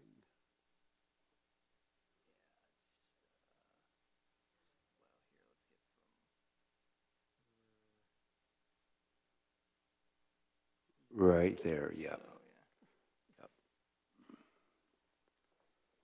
Okay, so these were the policy changes that were made for the Zoning Board of Appeals. Obviously, you're not looking at it. I will just summarize it quickly for you, and then again, we can discuss it in detail at a future date. Amendments and rezoning. The word rezoning doesn't actually appear in the zoning ordinance right now, but when someone wants to rezone a property, that's generally the word that they're thinking of and looking for in the ordinance. So we actually wanted to put it in the ordinance because it is technically an amendment to the zoning map, but most people simply don't think of it in those terms. So that's a bit of a user-friendliness addition. But the other thing is that currently the ordinance has just some really basic paragraphs about how to amend the ordinance, whether you're amending the text or the map. So what we've done is we've set out clear procedures for both text and map amendments. We've created some application requirements for rezoning. What information do we actually need? Decision-making criteria for rezonings, because there aren't any right now. Again, it includes the word rezoning to aid searches, and then it addresses conditional rezonings as well.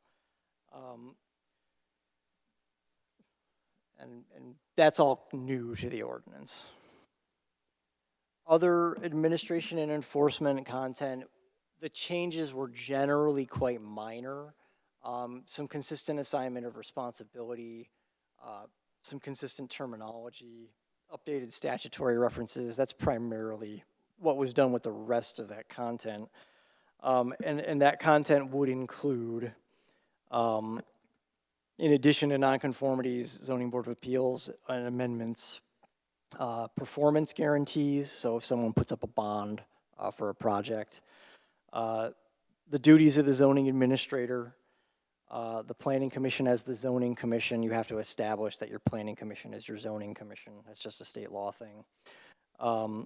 Fees have to be paid when required, and fees are also set by the city commission as by resolution. Permits required, so a little bit about how you go about getting permits, and then enforcement and violation and penalties are the other sections that are dealt with under that chunk of content.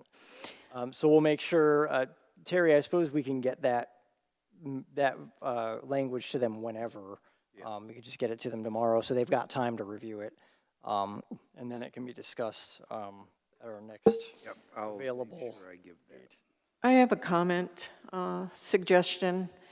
In the articles, there, except for Article 1, from what I see in this memorandum, is cited as a digital article, but yet the other ones are Roman numerals. And so for consistency's sake, since 122.15.2 is all digital, then it would be good if Article 15 digital was up in the header instead of a Roman numeral. Sure. We're going to consult with the municipal attorney to see if we can change to digital new article numbers versus Roman numeral article numbers, because other than like the Super Bowl, nobody ever uses Roman numerals for anything. It would be nice to move to digital article numbers. We will have to verify with the attorney that we can do that, just the way the rest of the code is codified. But if we can do it, we'll definitely do it.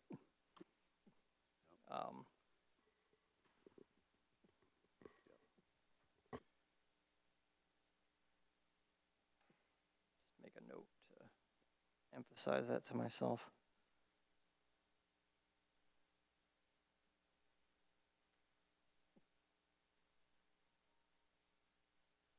Yeah, and we have made contact with the city clerk's office because we do know that after its adoption, you know, there's the publication, and then the adopted ordinance would be put into a muni code, and then there's a company that provides updates or revisions to that muni code, and that's to follow that process too.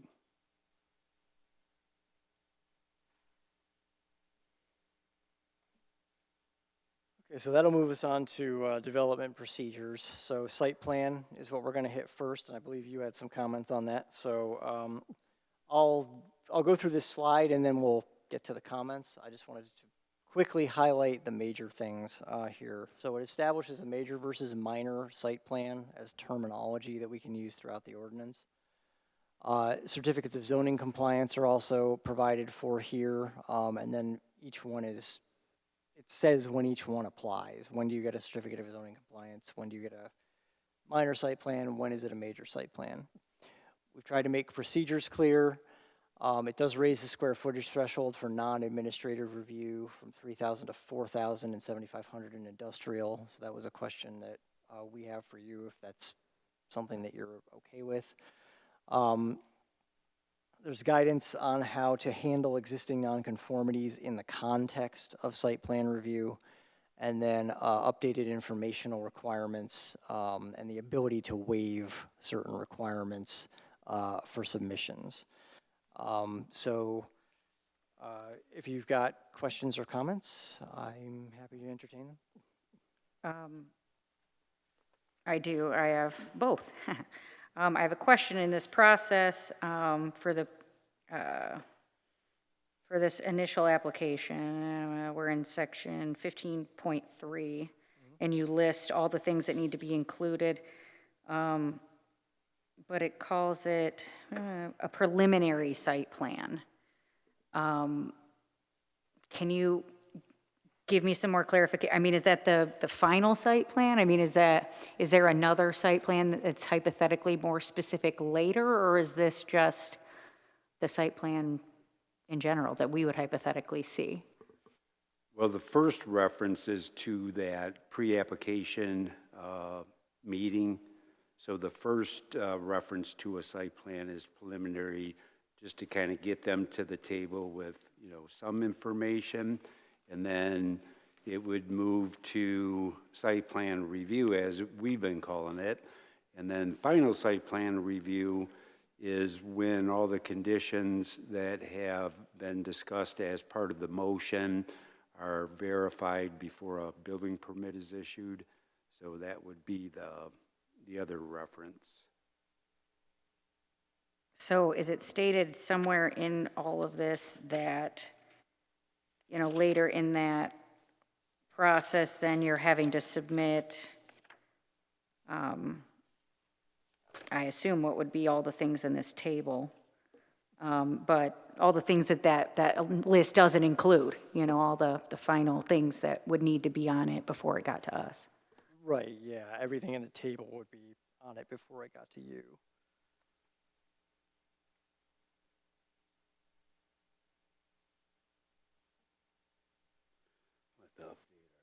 Because there's quite a few things that are kind of left out of this list.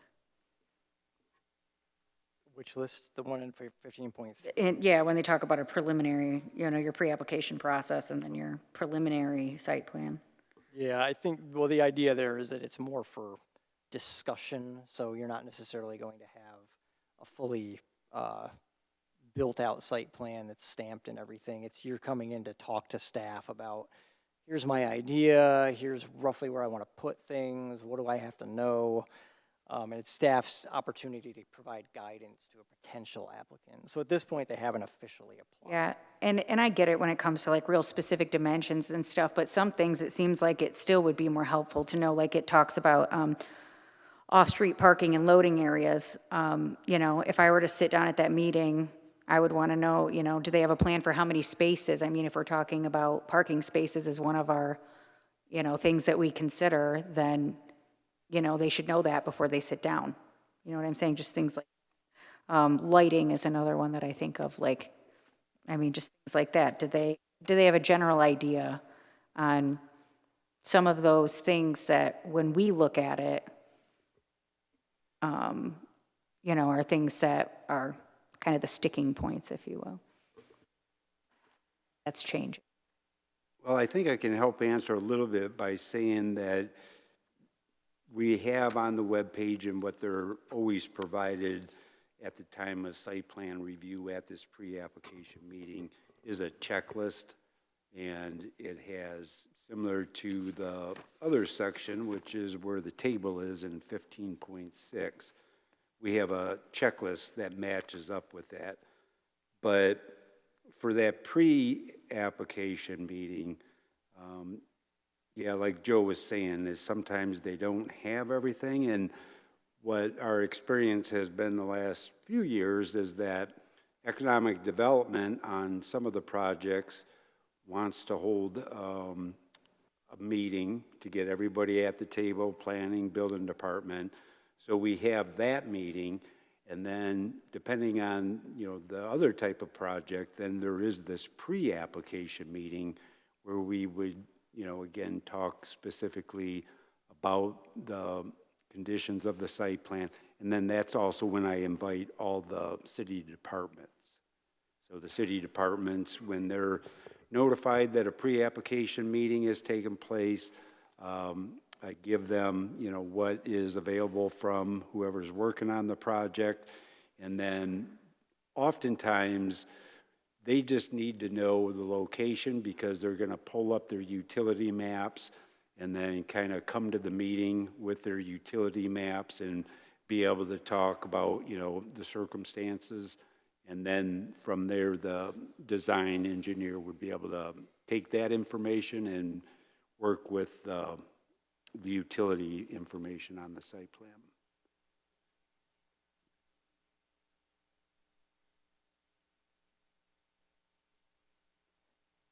I think there's, on your 122.15.4 and 122.15.5, both A's on both of them, I think they're citing a table that should be 15.6A, maybe?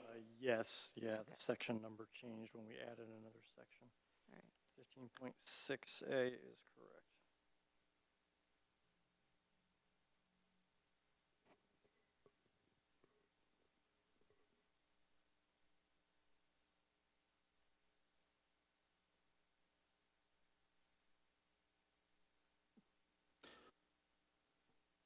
The one thing that I typically run into in a pre-app meeting is, where are all the easements?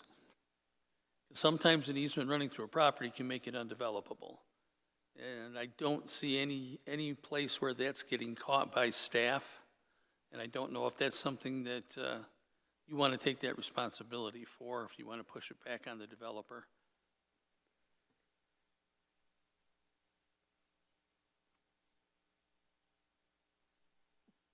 Yeah, I would defer to staff on that one. Yeah, I would think that it would be on the developer, the engineer, to, do any title search that might be needed on the property. So, Just thinking out loud, knowing what comes in. Right. Some of these things are, table napkin sketches. And Right. those individuals aren't going to be aware of some of these things until they actually, consult with an engineer to actually put a drawing together for them. Right. Just something off the top of my head. Yep. Going to go back to what I started with before I realized I was in the wrong place. 15.4 and 15.5, item E, in both of those refers to additional review and permits. And we've run into situations where, we're on an MDOT highway where MDOT has to be consulted, or we may be in a floodplain where Eagle has to be consulted. How are those going to be addressed in the ordinance? Or is that, once again, something we leave up to the developer? Well, ultimately, it is their responsibility to get those permits. However, it can be referred to in these paragraphs. I think what you would do is simply, generally, you're not going to get engineering approval if you don't have those things, but you could also put in a sentence into both item E's that say, the applicant shall also be responsible for acquiring any needed state and county permits or something like that, because they're already dealing with the city, but yeah, state and county might have some things that they're requiring. And that would cover everything, so you don't have to list all the different agencies and stuff. No, well, the thought that I just had is because we have that access management, should any mention of it be in this early process, just for somebody would be aware that if it was on Euclid, that, there is what did I just call it, access management?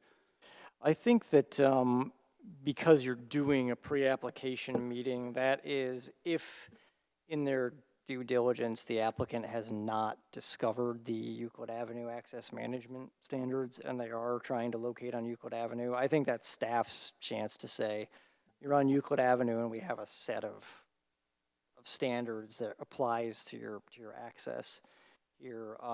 Please read that section and make sure that you're complying with it because we see this problem or that problem. Okay. And then I wanted to speak to your kind of question. That was a concern that I had before you even mentioned it. This threshold for site plans raises the square footage for a non-administrative review. I thought it was 4,000 as written in here.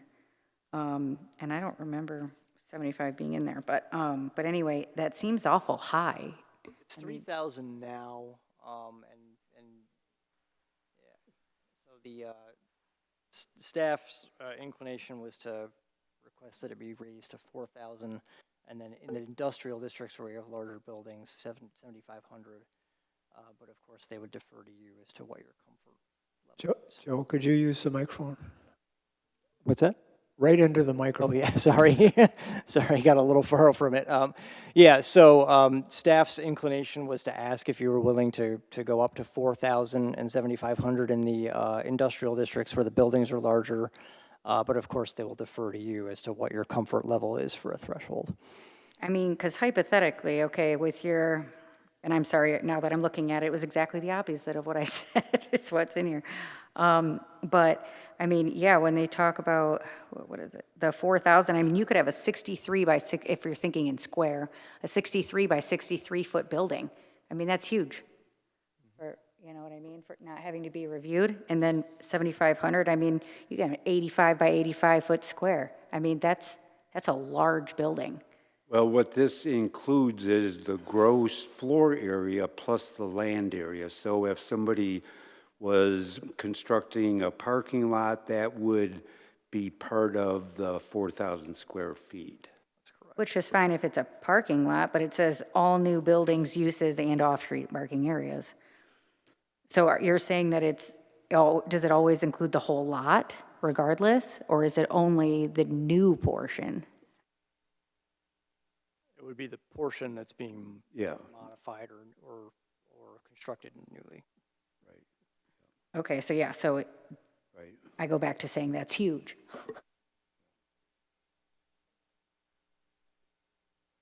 Well, in the 7,500 square feet, I know that was raised because we had that example of streets treatment where they had came to the Planning Commission for site plan review for an open bay hangar, and then they had to come back for another trip a few years later to construct the same building. So I think it was from that recent experience that we had where it's like, okay, because on that particular case, I know they were anxious to get the building permit underway, but it's just one of those types examples where, you know, for that one, the size of the building and the location and the fact that it was already pre-approved at an earlier planning commission meeting, they were just duplicating it. Actually, that is exactly on the site plan. They only had approval for the one. They did show a second building, but because that was in the future, that one wasn't approved. So when they did want to build the future building that was shown on the plan, they did have to go back again for that site plan review. I mean, it seems like it's kind of aimed at, I mean, like how many cases would this be affecting? I mean, I writing an ordinance or changing the ordinance based on something that affected one case. I mean, how many cases are now, you know, meeting this threshold and are flipping back to administrative review now? You know what I'm saying? Like, Well, I think, you know, maybe Joe could speak to this a little bit better, but I think, you know, in the field of planning, there is a tendency to have staff be able to review and move forward with, you know, certain projects. And, you know, maybe Joe can speak to the 7,500 square foot size. But I guess there is more of a desire to maybe not tie up the planning commission with some of these reviews because, you know, administrative staff could get those done. what's the existing ordinance? What are the, 3,000. 3,000. Is the existing, And then it doesn't have any provision for the it's like M1. 54 by 54 if you were squaring it. Yeah. it doesn't distinguish industrial versus, That's correct. Yeah, there's no distinction now. It's 3,000 blanket. Yep. it's a 4,500. But, you know, another example would be on Bacchus Street, there were 5 buildings constructed. Say they only constructed 4 of those large warehouses.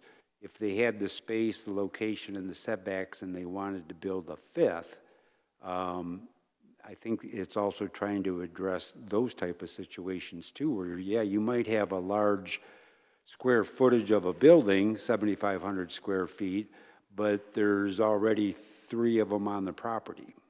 Well, I'm noticing a pattern here.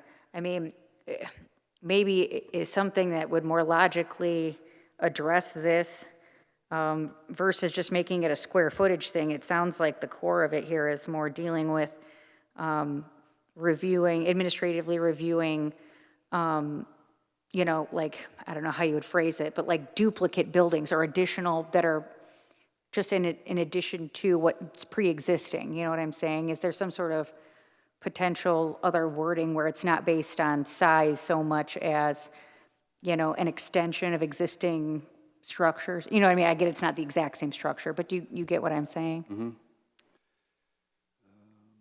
I mean, it sounds like that would make more sense. I mean, based on what you're telling me, it's the problems or what it was aiming to address versus just a strict square footage. Yeah, because obviously there's different size lots within the M1 and M2. So if you had a small lot and you're proposing a 7,500 square foot, you know, that could be the entire site. Yeah. Whereas, yeah, so I can understand that. Yeah, I mean, I just think when you're dealing with like raw numbers like that, you're kind of opening yourself up for, you know, different issues. You know, you're kind of solving your problem there, but potentially creating other problems. You know what I'm saying? So, I don't know. It just seems like there's a better suited way of addressing what you're talking about, or what it seems like the problem is, as far as, you know, replicating buildings or parts of buildings. But it is based on whatever site plan review they're submitting.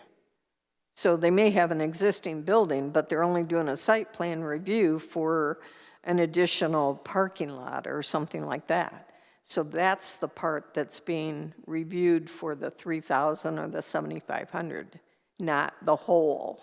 Right, I get that, but my point is that if you're just doing a replication of another building that already exists, it seems like, yeah, we wouldn't really need to see that regardless of the size. But if, you know, maybe there's a smaller building that isn't a replication of an existing building that maybe we would want to review.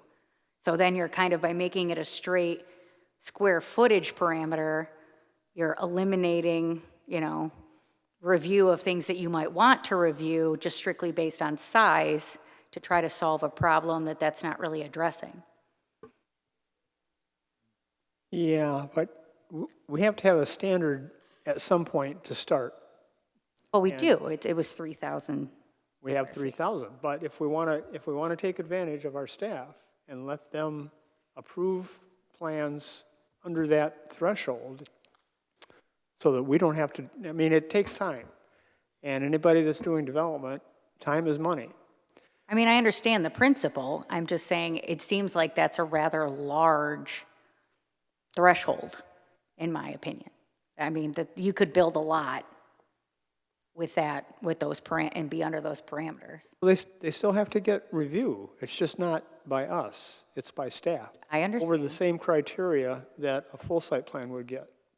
So, I mean, if you want to propose a different criteria, let's hear it.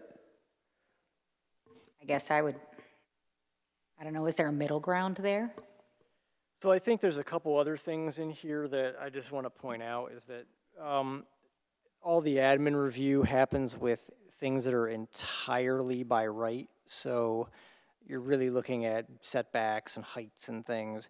If there is, for instance, an ordinance permitted waiver, let's say we have a section of our ordinance that requires a concrete wall, but you can waive that down to a fence under certain circumstances, that gets referred to the Planning Commission. So the discretionary portion of it can be referred to the Planning Commission under the language of this ordinance. So the staff is really reviewing things where it's like, is the number correct for the most part?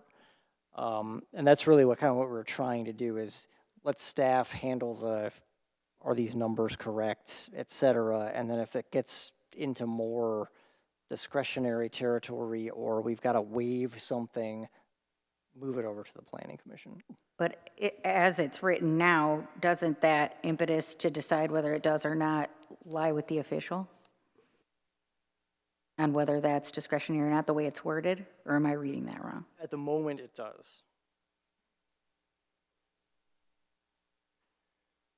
Well, I guess the solution would be to drop the M1, M2 at 75 and just have it consistent at 4,000 across the board.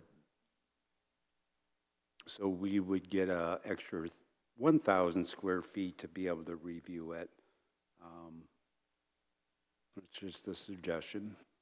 I mean, and I'm not against what you're saying, that would make sense, but I think in that case, if you left it this way, you know, maybe change the wording to require that it come before us if there was a discretionary element to it. You know what I'm saying? That might be a good middle ground as well. And then leave those numbers as written. Well, and like Joe was saying, the special uses would still come to you no matter what. So, Yeah, special uses. right, the special uses would come no matter what size the square footage would be. So this is referring to those permitted uses. I think she's referring to 15.4D, where it says the planning department may refer an application for minor site plan approval to the planning commission when it finds that an ordinance permitted waiver or other discretionary approval is required. I think and correct me if I'm wrong, but I think what you're saying is that may should be a shall.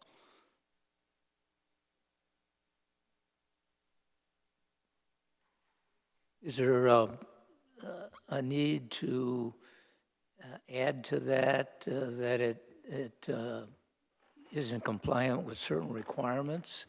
For example, it's just in addition to something that has already been approved. In other words, there ought to be some standards that say, okay, this doesn't have an issue that may have to come even though it meets this square footage. No, I agree. Anytime you've got a situation where a site plan is presented where there are no special considerations, it meets all the requirements for the zoning district it's in, there's no reason to bring it to us because we can't deny it anyway. So allowing staff to review it makes a lot of sense. Anything we can do to speed up the process is going to help the city. Yeah, no, So I don't have an issue with the item here. And knowing Terry, I don't think he's going to take and stick his neck out too far on any of this, so I'm not really worried. And I agree, for the record, but we are writing ordinances here, and it's not always going to be Terry. But no, we had a case just like that a few months back, where there was no, it didn't diverge in any case. And I even said, why are we looking at this? Terry could have reviewed this. I think I may have even brought it up at the meeting.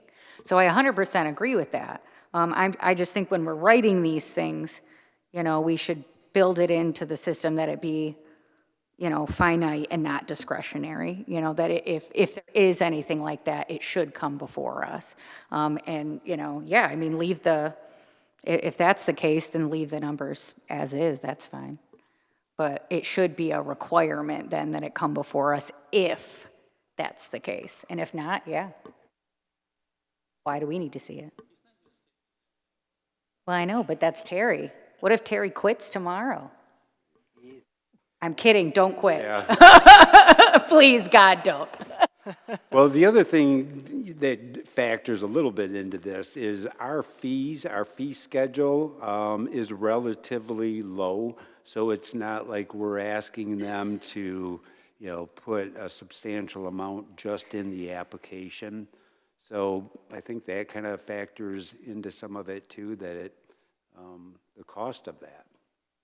When you submit an application in some of the other communities, there's probably quite a bit higher cost to do that. So there you would try to, maybe have the staff be able to review that to save, the cost of development, but that would only apply for certain ones anyway.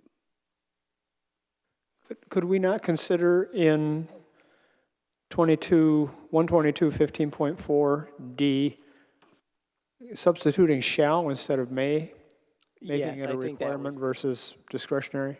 Yeah, I think that's the idea, is that, and you may wind up kind of really hyper-focused on one issue, on a plan when it comes to you, but you're the public body, you can make that discretionary decision. Right. And move them along. I'm sorry, can you repeat that, Doug? In 122.15.4D, where the last sentence says the planning department may refer and we change that to shall. Yeah. Make it mandatory, not discretionary. I suggest we do that for 15.5E as well. 15.5, if it's a major plan, it's already coming to you. So you'll already be seeing the major plans. Sorry, which subparagraph? 15.5 refers to the major plans. All major site plans will come to the Planning Commission. Right. Understood, but under E, we're saying the applicant may apply for building permits, and I think what we wanted to say is the applicant shall apply for building permits. Or am I mistaken?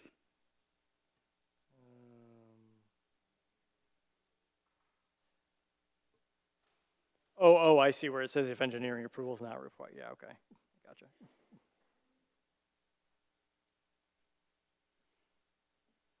Why I don't see may. In E? It's in the last line of E under 15.5. Oh, yeah, I got it. Sorry.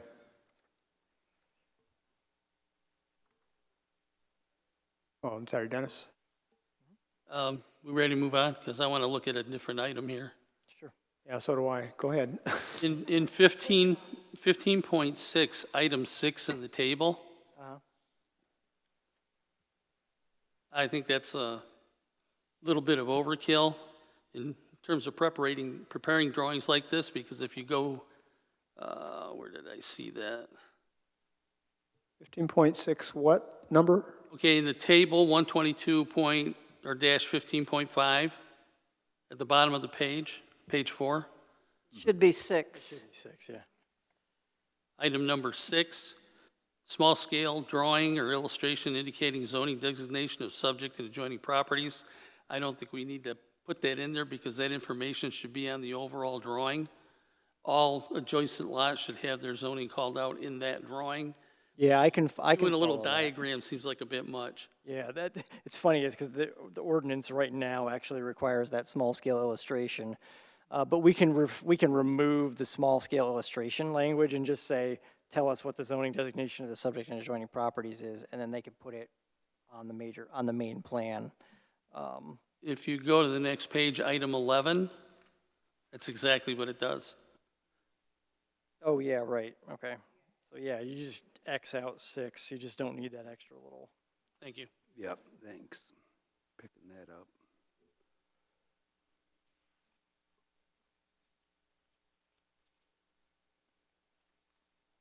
Yeah, you just don't need it. I mean, couldn't you just look at the zoning map as it stands? Do you really need it? And Joe, As make sure somebody you're preparing changing drawings, that you want table that to information 6. on this. Okay. In the verbiage as well. Mm-hmm.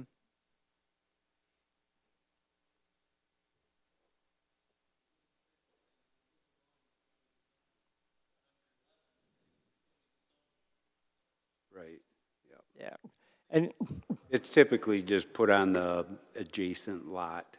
yeah, right. You just say what the zoning of all those parcels is, and basically, it tells us that you've actually looked at the zoning map and kind of know what you're dealing with. Another question, I lost my place. There was something about, okay, you were under item 12, drives within 50 feet of the site. Are we requiring them to show the drives on both sides of any streets that the property abuts? Or just one side? The way it's written right now would be anything within 50 feet, so if there was a driveway across within 50 feet, you'd have to be showing it. I usually like to see driveways that are across so that you can tell if you've got any adverse lefts and things like that. So could probably massage that wording to make sure that we see that. Thank you. Yeah, because actually 50-foot would include the right-of-way. That's a good point, yeah.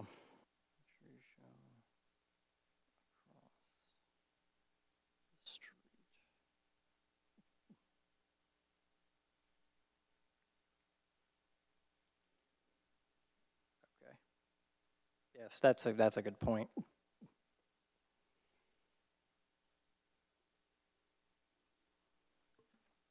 Anybody? Any more questions on this section? because I've got one on the next section. Oh, go ahead, Dennis. Go one more. On item 24 for landscaping, are we going to require a landscape architect prepare the plan, or is this just going to be anybody in the office? Some places I've run into, they require a landscape architect seal. I just want to make sure that we're not going to go that far, if that's the case. Well, I was going to say, that's kind of a policy question, is do you want to make sure it's by a landscape architecture, or are you okay with the civil putting the stuff on there? If you're okay with the civil putting it on there, then I wouldn't mention anything about an LA seal. As long as it's done professionally, generally speaking, I think it's probably going to be fine. So if we refer back up to 9, we're already requiring a professional seal, but we don't differentiate for any particular, it It could be, actually says landscape architect in that verbiage. yeah, it could be, The professional seal referred to there will be of the civil engineer. The landscape plan can be performed by the civil engineer, but in a lot of instances in other communities, they require a landscape engineer do the plan and seal his drawing. Do we have any type of ordinance or anything that, I know there's certain things about number and so many feet, but I mean, it sits here and talks about detailing of the plants by genus, species. Do we get that specific? I mean, you know what I'm saying? Like, is it necessary? If it's required landscaping, then you want that. If it's just the landscaping that they're doing, like around the front door, and that doesn't impact a requirement, you don't necessarily need it. But if they're required to have a tree on the site somewhere or something. But I mean, doesn't it usually just say, everything I've seen is just that it's either a tree or a bush, or, you know what I'm saying, every so many feet. I mean, it doesn't take a landscape architect to say, okay, I'm gonna put a tree along this line every 3 feet. You know what I'm saying? But if you're getting into, what genus and species it is, that's where it starts to get dicey. You know what I'm saying? So is there anything in our ordinances that specifies that it has to be a certain species, or does it just have to be a tree? I believe you have a prohibited species list. Yeah, there is. Sorry, say that again? I believe you have a prohibited species list for trees. So one of the things that you're doing is you're making sure that one of the prohibited species isn't being planted, because you have invasives and other things that certainly don't fit in this hardiness zone or just aren't going to do well in an urban environment. So you do kind of need to know what's being planted. Also, if you've got size regulations, you are going to want to know how big the thing they're putting in is. It's a pretty standard requirement. I mean, really. couldn't that easily be solved, easily solved by just asking them what they're planting? I mean, do you really need to require a landscaping architect? I mean, maybe that Well, you definitely don't need to require a plan to be prepared by a landscape architect, and this doesn't right now. Certainly, your civil engineer could say, well, these are the plants we're going to do 2 red maples and a linden. But give us the information about the plants that you're planting. And then if you've got a landscaping area that's not a required landscaping area, well, do whatever you want with it. We don't need to know what plants are in there. I guess my response is to Dennis, that's overkill. Well, the closer you get to Detroit and some of the other high zoot neighborhoods, it's a requirement. I've had to go through it. That's why I was saying in Bay City, I don't think we need to. Do we have, and I can't remember if I looked in the ordinance or not, do we have a listing of street trees, other trees and shrubs that we allow or that we require? Yeah, Some municipalities do. I don't recall if ours does. Yeah, the current ordinance does have a list of different shrubs and trees. What do you mean by require? You mean only in a Well, for right-of-way for instance, we street trees? require certain frontage trees within the right-of-way. So if you got to have 1 tree every 30 feet and say 6 shrubs, in that area, because of all the fun we've been having with our trees in this city, we should have a list of trees that are acceptable in that area. What kind of shrubs would we allow as a green belt area? And like I said, I'm not sure because I haven't dug into ours in a while, but I'm pretty sure we have those called out someplace. I mean, there's the list that the city, will come and plant for you for the street trees. There's a list of like 5 or something. I don't remember exactly how many, that they're willing. But I mean, is that limiting? I mean, are you, Well, the thing is, you don't want to end up with something like a Bradford pear or a silver maple. Because the pear is invasive and the silver maple has a weak root structure.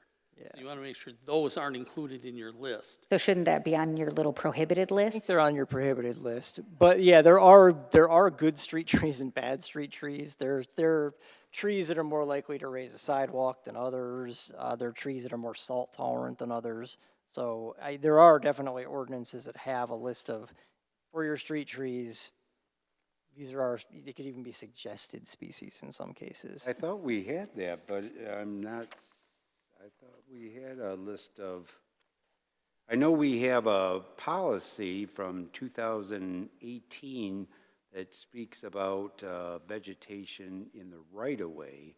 So there's a list of trees and everything like that. It's, the list of trees is on the website. Yeah, I mean, are we talking about ones that the city is going to plant or that you're going to? Because So I didn't these are think you on the could private. plant your own tree in the right-of-way. Is that a misunderstanding? Because I didn't think in the right-of-way you could plant your own tree. There's a couple of sites I'd like to tell you to go look at in terms of what the property owner has actually planted in the right-of-way, and you'd be amazed. Well, I mean, what's allowed, not what's done. Whether it's allowed or not, it's being allowed just because it's still there. Anyway, this is something we need to look at, so you might want to pencil yourself a note to make sure that we cover this in the ordinance. Yeah, I've got a note here Okay, thank you. to that effect. Thank you.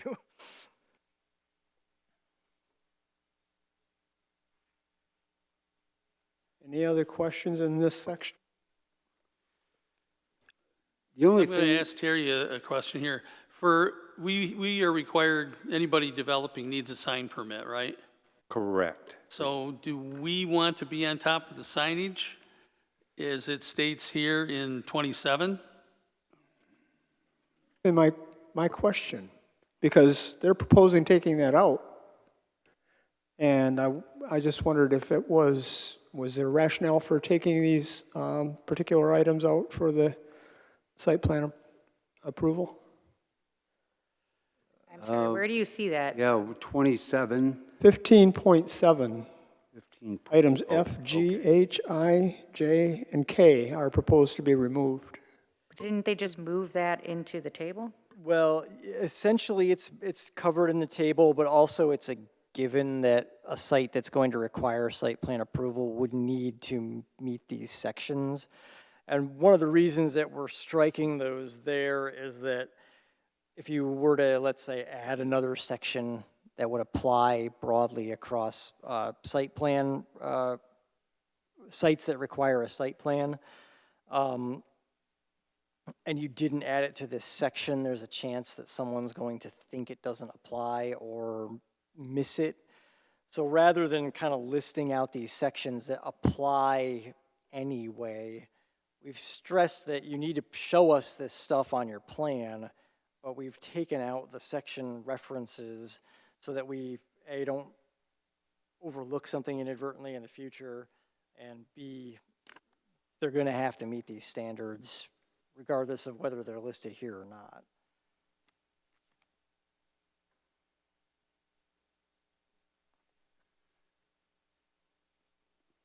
Because So it says so that, did I understand that we moved all of those struck items into the table? well, they're all reflected in the table in one way or another. Item B here, the design of the site is in compliance with all standards of the zoning ordinance, covers items F through K, because they're all sections of the zoning ordinance.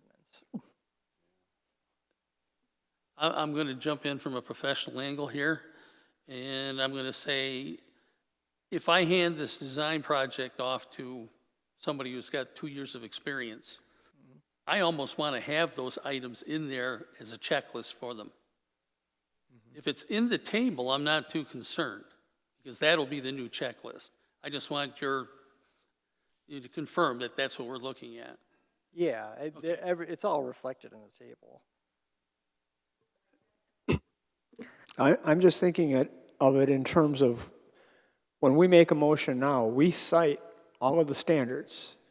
And this would certainly make our job easier, but on the other side of the coin, it's gonna make Terry's job harder because he's gonna have to go through the checklist and tell us, yeah, everything is there. Well, and it's not even just a matter of where you put it. Basically, this table is saying this is what needs to be required for information, but there's no authority given to that. I mean, you're not requiring, it's like it's saying this is what should be considered, No, but it's you're not requiring it. necessarily requiring that it be that way. Do you know what I'm saying? And it is requiring it. This is what's required for a site plan. Well, what bothers me with that is right now we've got A through N. Do we want to switch to 1 through 28? No. Well, that's what I'm saying.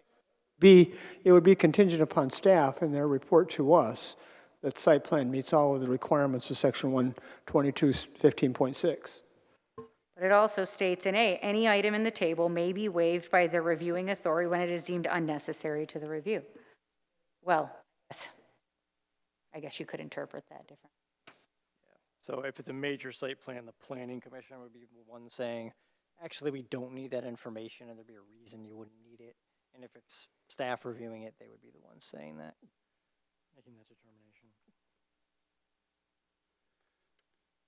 Well, and the one thing I would like to point out, because it would be new to the office, is going back to section 15.2 letter B, that zoning compliance certificate. We have not had a zoning compliance certificate in the past. When we were working with the previous consultant, we were asked if we had a zoning compliance certificate, and I said I did, but it wasn't utilized. It was something that I had recognized that our office was lacking, what other departments sometimes use with this certificate. So with the current consultant, we provided that zoning compliance because it was recommended to make use of this certificate. So that is a form that we have. I think it might have to be modified a little bit because the current draft certificate is more geared towards residential, but we could easily add the commercial component to it. And then it is stating that zoning compliance permits shall be issued in accordance with that table that we were just reviewing. So that is something new to the office that will be part of the record for either issuance of a permit or tracking of what we need to do for it.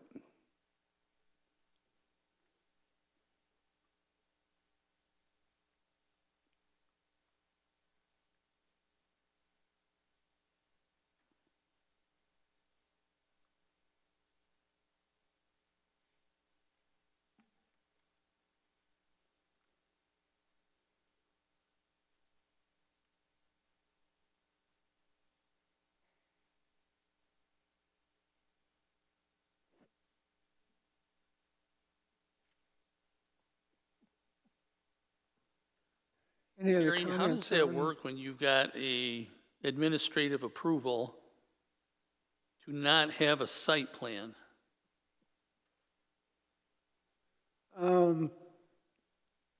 It says for development not requiring a site plan, Right. but Yep. you probably require a site plan for everything. Well, we require a drawing at a minimum, but not necessarily engineered site plan. So, a simple example would be some of the site plan review that we do for like the issuance of temporary tent sales. Somebody just brings in a sketch, we look at it and say, okay, just make sure that this and that, and then they get the ability to issue that. So it's not, some of those issuances of approval don't always warrant that. Well, Dennis, that whole section A or, 15.2A is laying out all the instances where. Where it applies, right? And we do get a preliminary site plan under that 15.3A.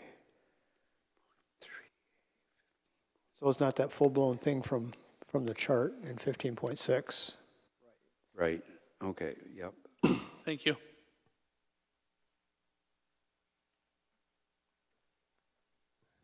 Any other comments on this section?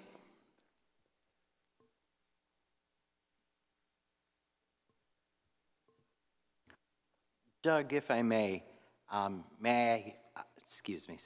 may I be excused for the remainder of the meeting? I have another meeting that I'm running behind for. I wasn't anticipating us running this late this evening. Absolutely. Thank you for sticking it out, Timothy. When it references these digital copies, I think it mentions it in a couple different spots. Looks like B under the table, and I thought there was a spot somewhere else.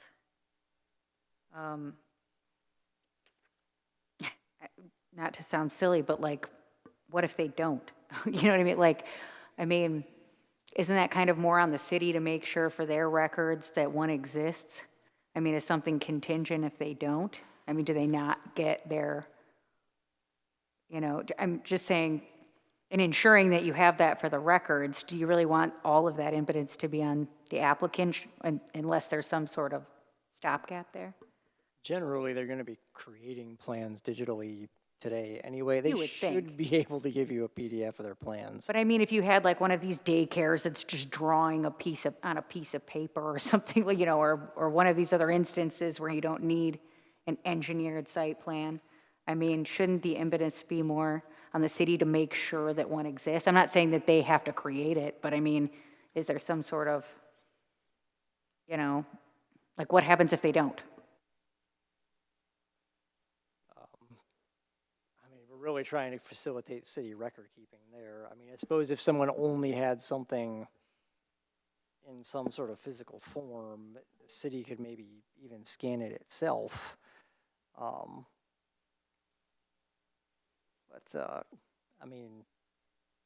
99.9% of all plans these days are created digitally somehow, yeah. Right. Sake of ordinance, I mean, shouldn't there be some sort of something? Well, we're trying to go to a paperless society, and we want to save those trees. But there are times where you're going to want to distribute to other departments, and you might want the hard copy so that you guys don't have to print them. Right, Right, yeah, and we have made a little carve out. You can request printed copies if they're necessary to facilitate thorough review. So you're kind of covered there. The real expense when you're submitting a plan comes from all the printing and the folding and the mailing and. right, and then, You're talking to a guy who used to run a blueprint machine. Yeah. First job, I used a stat machine.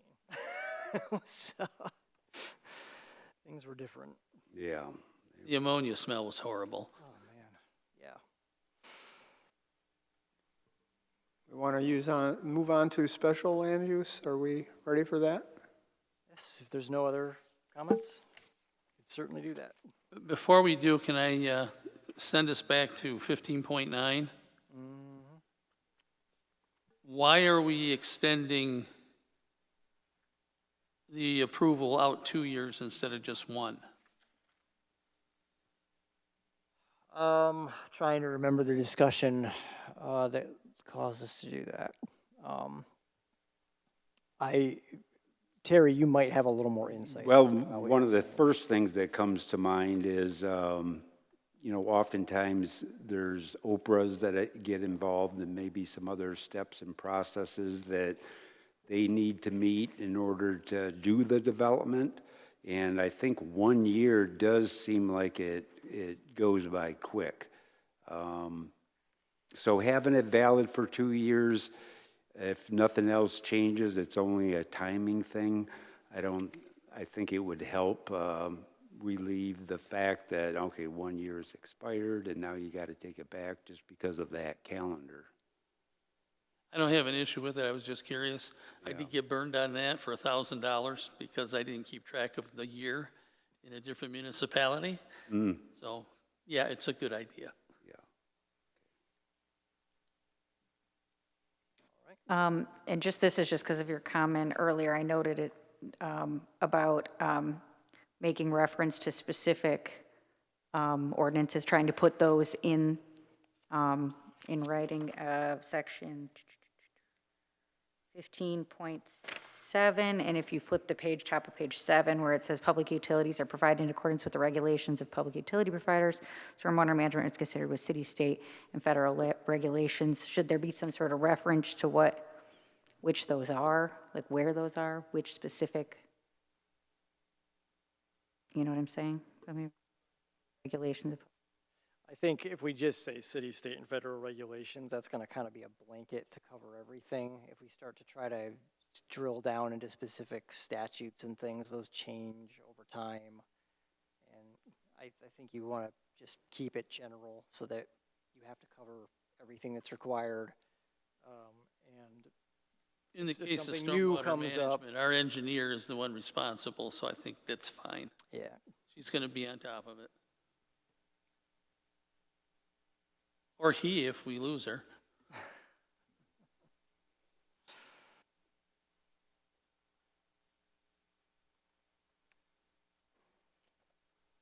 Before we move ahead, can I get another 5-minute recess? Either that or continue without me, because nature calls. Anybody else Motion, want to take a break? motion for a break for 5, for Dennis. All right. I have a motion for a 5-minute break. Support? All those in favor? That's Aye. true too, yeah. Aye. Aye. Can I aye Do for I need to Dennis? set a timer on this? 5 minutes, all right, we'll set a timer.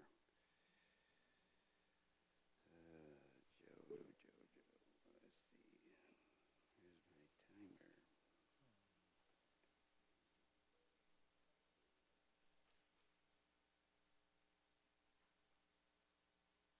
Here's my timer. By the time I set it up, my 5 minutes will be over.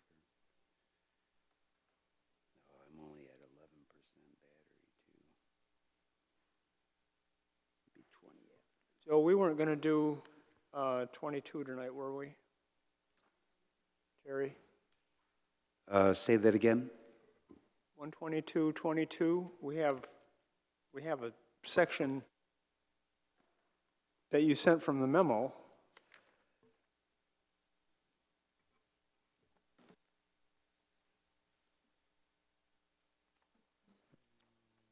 Or did we already talk about this? oh, we did, yeah, nonconformities we talked. Oh, yeah, okay, We did nonconformities. talk through that one.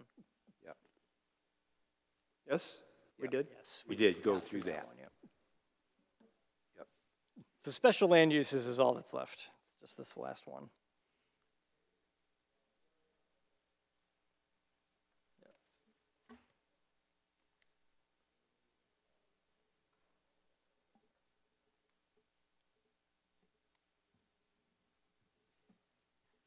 Yeah, 22 is nonconformities. That was one of the early ones we discussed.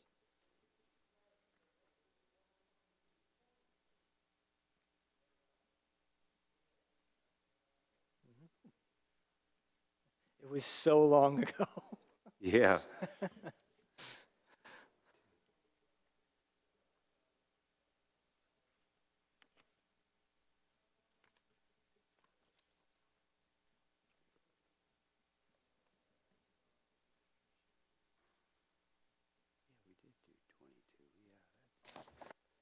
That's all that we started with. Put that over there.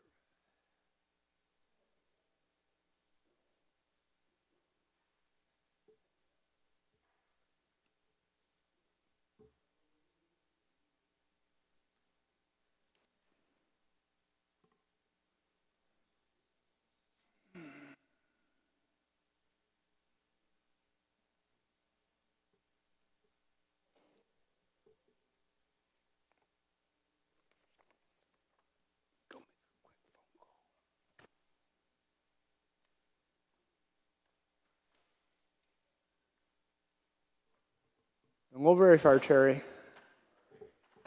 He's back. At a 7-minute break. I'm sure he's checking in, yeah. I'm surprised I haven't gotten a call.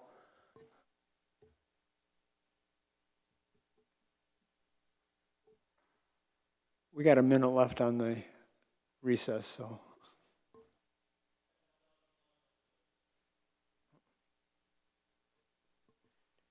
Don't drink coffee late in the day.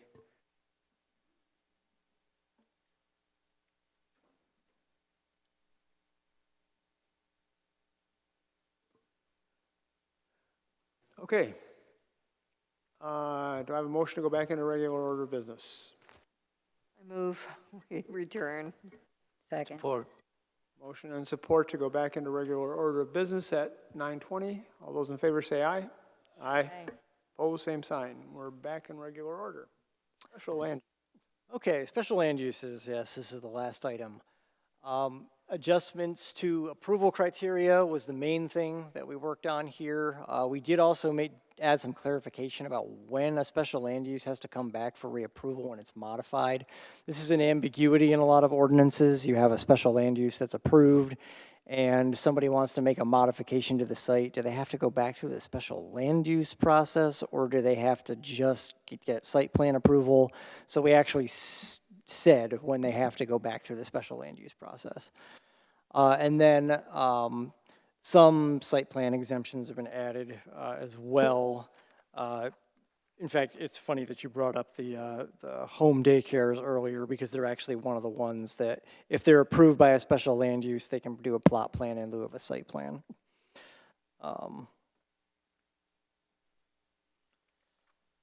But this is a nice short section. I don't know if there's any questions or comments, but if you've got them, now is the time. Well, one that just came up recently in review process for special land uses. A, review of the site plan when required and requests for special land use approval shall be concurrent. Do you remember when we were doing, it's Lindsay's place, the apartments on Center, or the bed and breakfast on Center? And I said, well, can't we just approve the use and, but not the site plan, so that they can, know it had to be concurrent?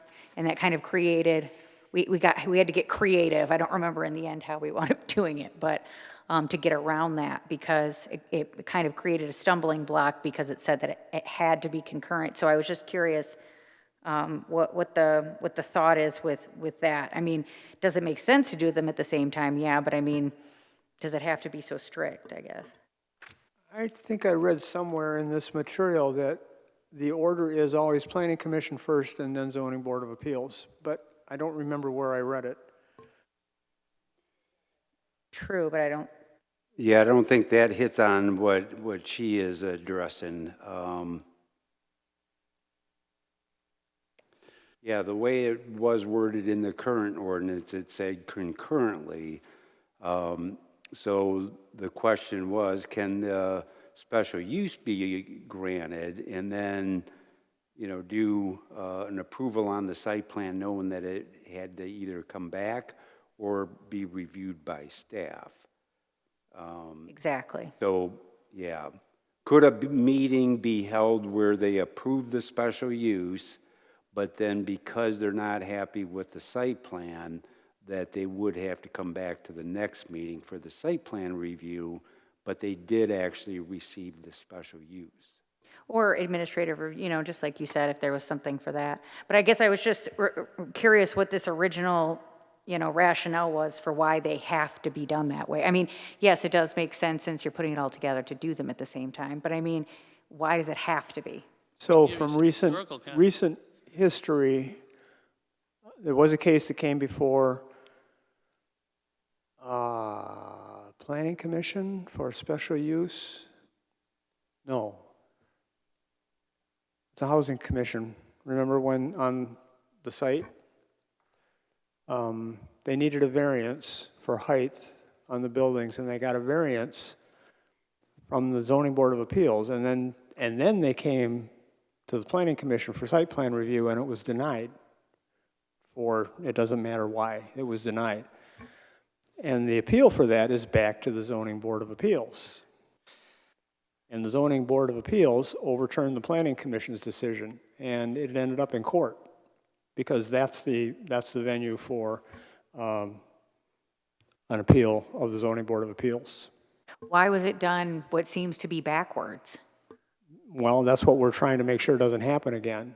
We're I mean- establishing, because it went to the Zoning Board of Appeals first, and I don't know why, I Well, wasn't. that's what I was getting at, is why would it ever be there first? Well, it did, and it won't again, as long as we establish priority of how we make our approvals. I mean, that's stated in other place in here as far as, your order of procedure. But I guess I'm still, to me, that doesn't really answer why this has to be a concurrent process. I think one of the rationales behind concurrency is that a special land use can be denied even if it's in the right district, because of the location in the district is somehow, a little more impactful on surrounding properties or something, and it just doesn't feel right in that location in the district. That's one of the things that you can do with a special land use. However, you could design the site in such a way that that concern for that location is diminished. And I think that because the design of the site can affect whether or not the use is appropriate in that location or is being appropriately handled in that location, I think that's why most ordinances try to have them approved concurrently. I mean, hypothetically, if that's the way you're going and you got denied, let's say you were just doing the special use, I mean, you can always reapply, can you not? I mean, if you get denied, doesn't that kind of solve the problem? If you feel like you could make some sort of modification that would make it more, acceptable? Right, but if your special land use is approved kind of under sort of an understanding that they're going to do certain things, and then they come back with a plan that's compliant with all the numbers in the ordinance, and it's not doing the extra stuff that you thought, then you've already kind of given the special land use approval. I think that could be a potential problem. Well, but then wouldn't you, I guess I see what you're saying. If it still checked all the boxes but didn't for the, Right, like you were looking, okay, they were gonna do some extra screening, so you were okay with the special land use. well, Under those could your land use hypothetically be conditional on those things? I mean, aren't you saying it's Yeah, it could be Proposed. hypothetically, but if you don't have the site plan in front of you, it becomes a, If the site plan isn't approved, the special use is redundant. It's moot. right, but hypothetically, you're anything. paying a lot of money to have these site plan, I mean, if you're, getting good site plans, I mean, you're kind of saving people have to, if, hypothetically, if they get rejected, they just spent a lot of money on something they now can't do. Cost of doing business. I knew you were going to say that, Dennis. In some municipalities in the past, the special use hearing happened a month before the site plan hearing. A lot of places went to concurrency in order to save time for the developer. true, yeah. Yeah, I can see that.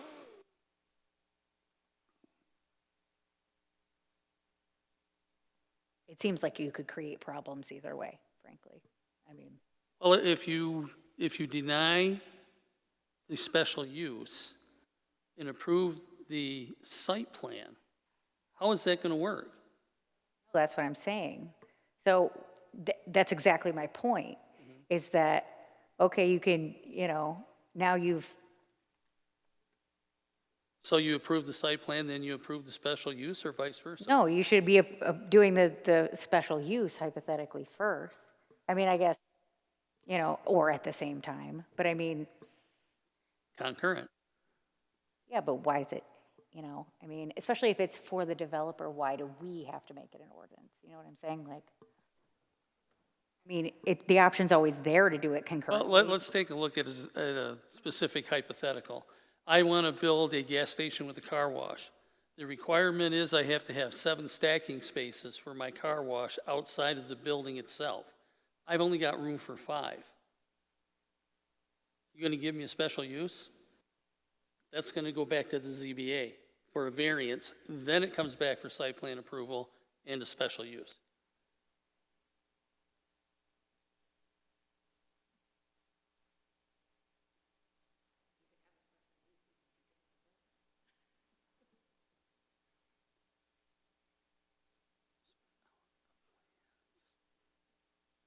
Fine, never mind. All right,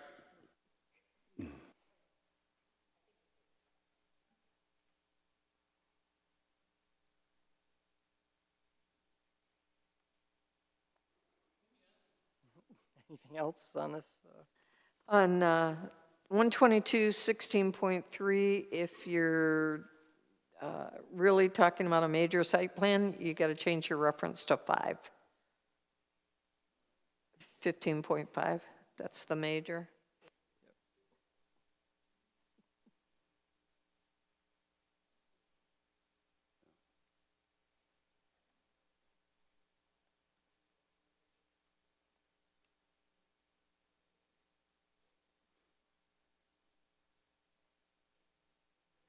also something to take into consideration is when there's a special use being asked for, we're going to get community input, and if community input is negative, we might deny that special use. Let's say you wanted to, we'll go with the car wash again. Car wash is too noisy, the neighbors don't want it. We get 100 people in here saying, don't do it. We have the authority to deny the special use based on that input. Yeah, okay. I'm just saying that that's something to consider, because if we deny the special use, we've already automatically denied the site plan. Right. So this is what I'm getting at in terms of order. Which one do we pursue first, the special use or the site plan? 'Cause neither one is good without the other. You could use something for something, even if you don't have a site plan in front of you. Number Well, there years is a ago, we had a specific carve out for situation that. If exactly someone like- wants to occupy an existing building for a special land use, there's a carve out for that that says you don't need a site plan. Can you say the beginning of what you said again? Because I Yeah. think there was a lot going on. There's a carve out for if you are occupying an existing space with no exterior modifications, you don't need a site plan to do that. You can get a special land use approval to use that space without one. A number of years ago, we had a situation like that where a group took over one of the schools that was not being used to hand out presents during Christmas and stuff. And it created such a crazy situation on the street that all the residents came in, and they had not been to the planning commission. So how they got special use to use the school for that wasn't clear to me at the time. But the planning commission then told him you couldn't use the school for that anymore because of all the input from the residents. Well, you know, that's one of those things that can come up. Well, yeah, no, I mean, I understand that, but just like you said, how did they ever get the special use in the first place? That's the question.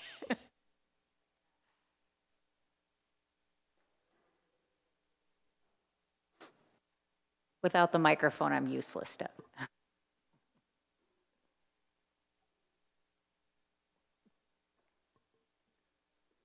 If there's nothing else, we can In some modifications. 16.7B, we just say the Bay City Master Plan.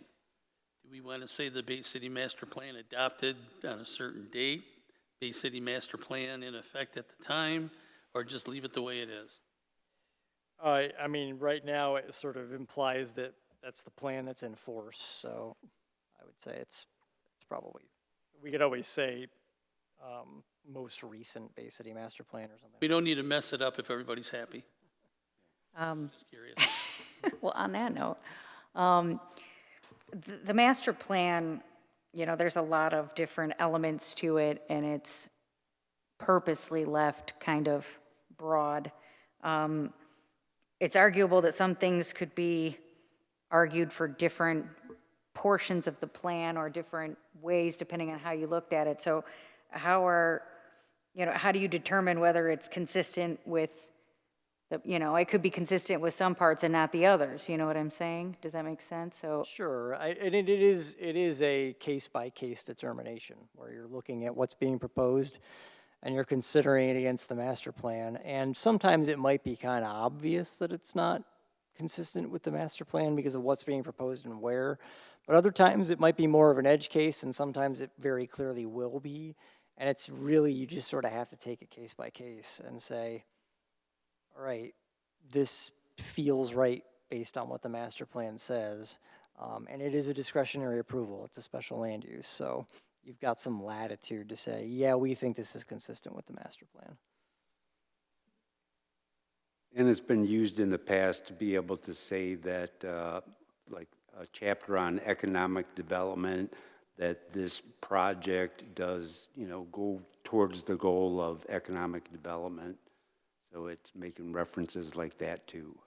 yeah, I could see a lot of places or examples where it would clearly be consistent with the plan. I think I'd be more of my question would be when it wouldn't be, you know what I'm saying? I mean, because, you know, economic development, that's like almost anything, you know? So, I mean, Right. there, you know, when doesn't it, I guess, is more what my thought was than, I mean, you could make an argument for just about anything almost. Probably, yeah. Right. I mean, and again, it's a case, it's down to the case. If you would have to find that it, for some reason, it wasn't consistent. It would have to be a pretty egregiously. And 16.7D, I'm a little nervous about the wording here. Who determines what's appropriate? Well, it's you. That's you, yeah. That's your, yep.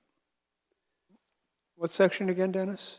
16.7D, That's in your findings of fact, so when you are considering, you know, this special use, because it's been identified as a special use, there's some uses that might not be a good fit for a particular location. So yeah, that is a discussion point under the findings of facts that the Planning Commission has to be able to say that, yes, it does fit that location. I'm thinking specifically about the marijuana dispensaries. Yeah, those were all approved not under a special use. We never went with a special use approval. They were all permitted by right in the district. Yep. Yeah, So we There's will quite a still few be, times. oh, Oh, no, I just gonna say, there's quite a few times over the years that I've wondered if because there's, in the HDC, there's kind of similar wording of taking in the character of the surrounding area or whatever, what have you. And I always wondered, you know, is there any type of language anywhere that speaks to what you should be considering?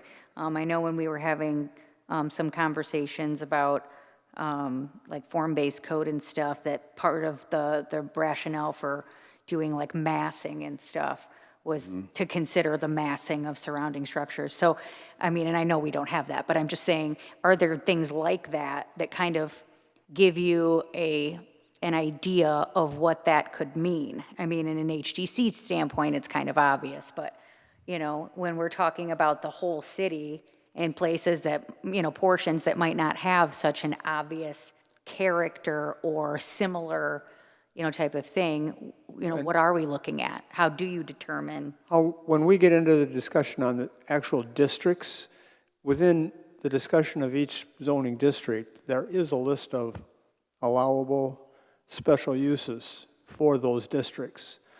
And the intent is that those are the allowed ones that would meet the character of the neighborhood, subject to if we want to change them. But I was going to say, are we held to that within that? I mean, is there ever, I mean, if it's a special use, is it just? it's a special use, so it's by right, if I'm not mistaken. Well, We approve it. No, it is a discretionary approval. You can say no to a special use within the district where it's listed as a special use if for some reason that use doesn't work in that particular location.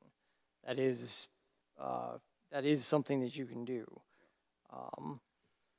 So. But is the inverse true? Can you allow something that's not, listed as an acceptable use? I mean, Generally, no. There will be dealing with uses that aren't explicitly listed in the future discussion, because there are some things that you have to consider. You can never list every single use, but if you're not permitting a use in that district as a special land use, you can't generally approve it in that district. Not as a special land use, that would have to go to the zoning board of appeals for a variance, a use variance as opposed to a non-use variance. And the standard for granting a use variance is pretty high. You have to have some sort of hardship or something that's, preventing you from doing something else with the property, generally speaking.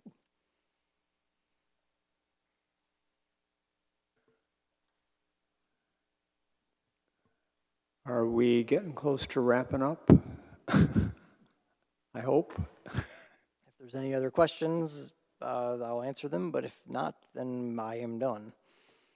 Make sure that you have Joe's phone number, and you can call him and ask him directly outside of the regular order of business. sorry, I'm always the problem child.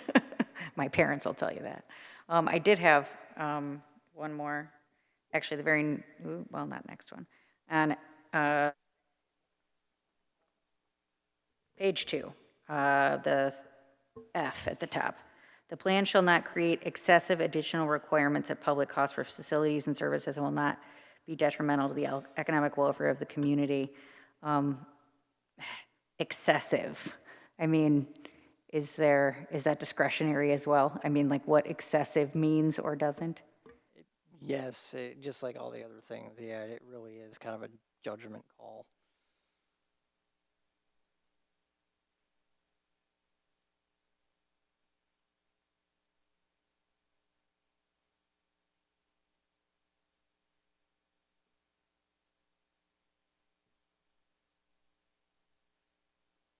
We good?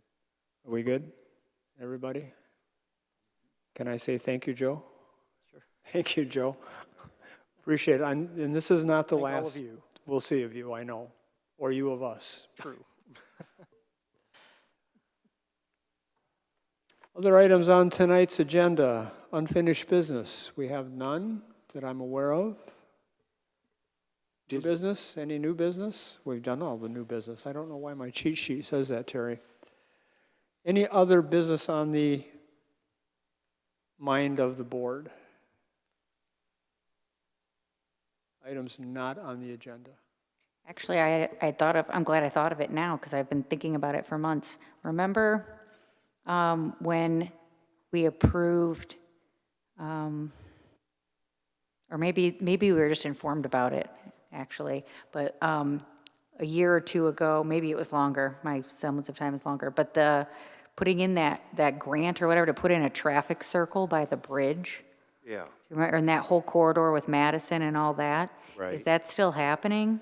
Well, that is a dream of the city engineer. She had, presented that as a idea or a concept for it, but she would have to get all the funding, and I think that's still a ways off. Okay, so I was thinking that was a more concrete thing that was going ahead that already had the funding, so that was just like a, Yeah, no, it's my hypothetical? understanding that will take several years yet still. okay. I just wondered what the status, 'cause I hadn't heard anything about it in a very long time. Okay. Yep. All right. With that, I will entertain a motion to adjourn. Gonna redo it. Support? Second. I have motion and support. We are adjourned. All right, thank you. I'll go hit the tape.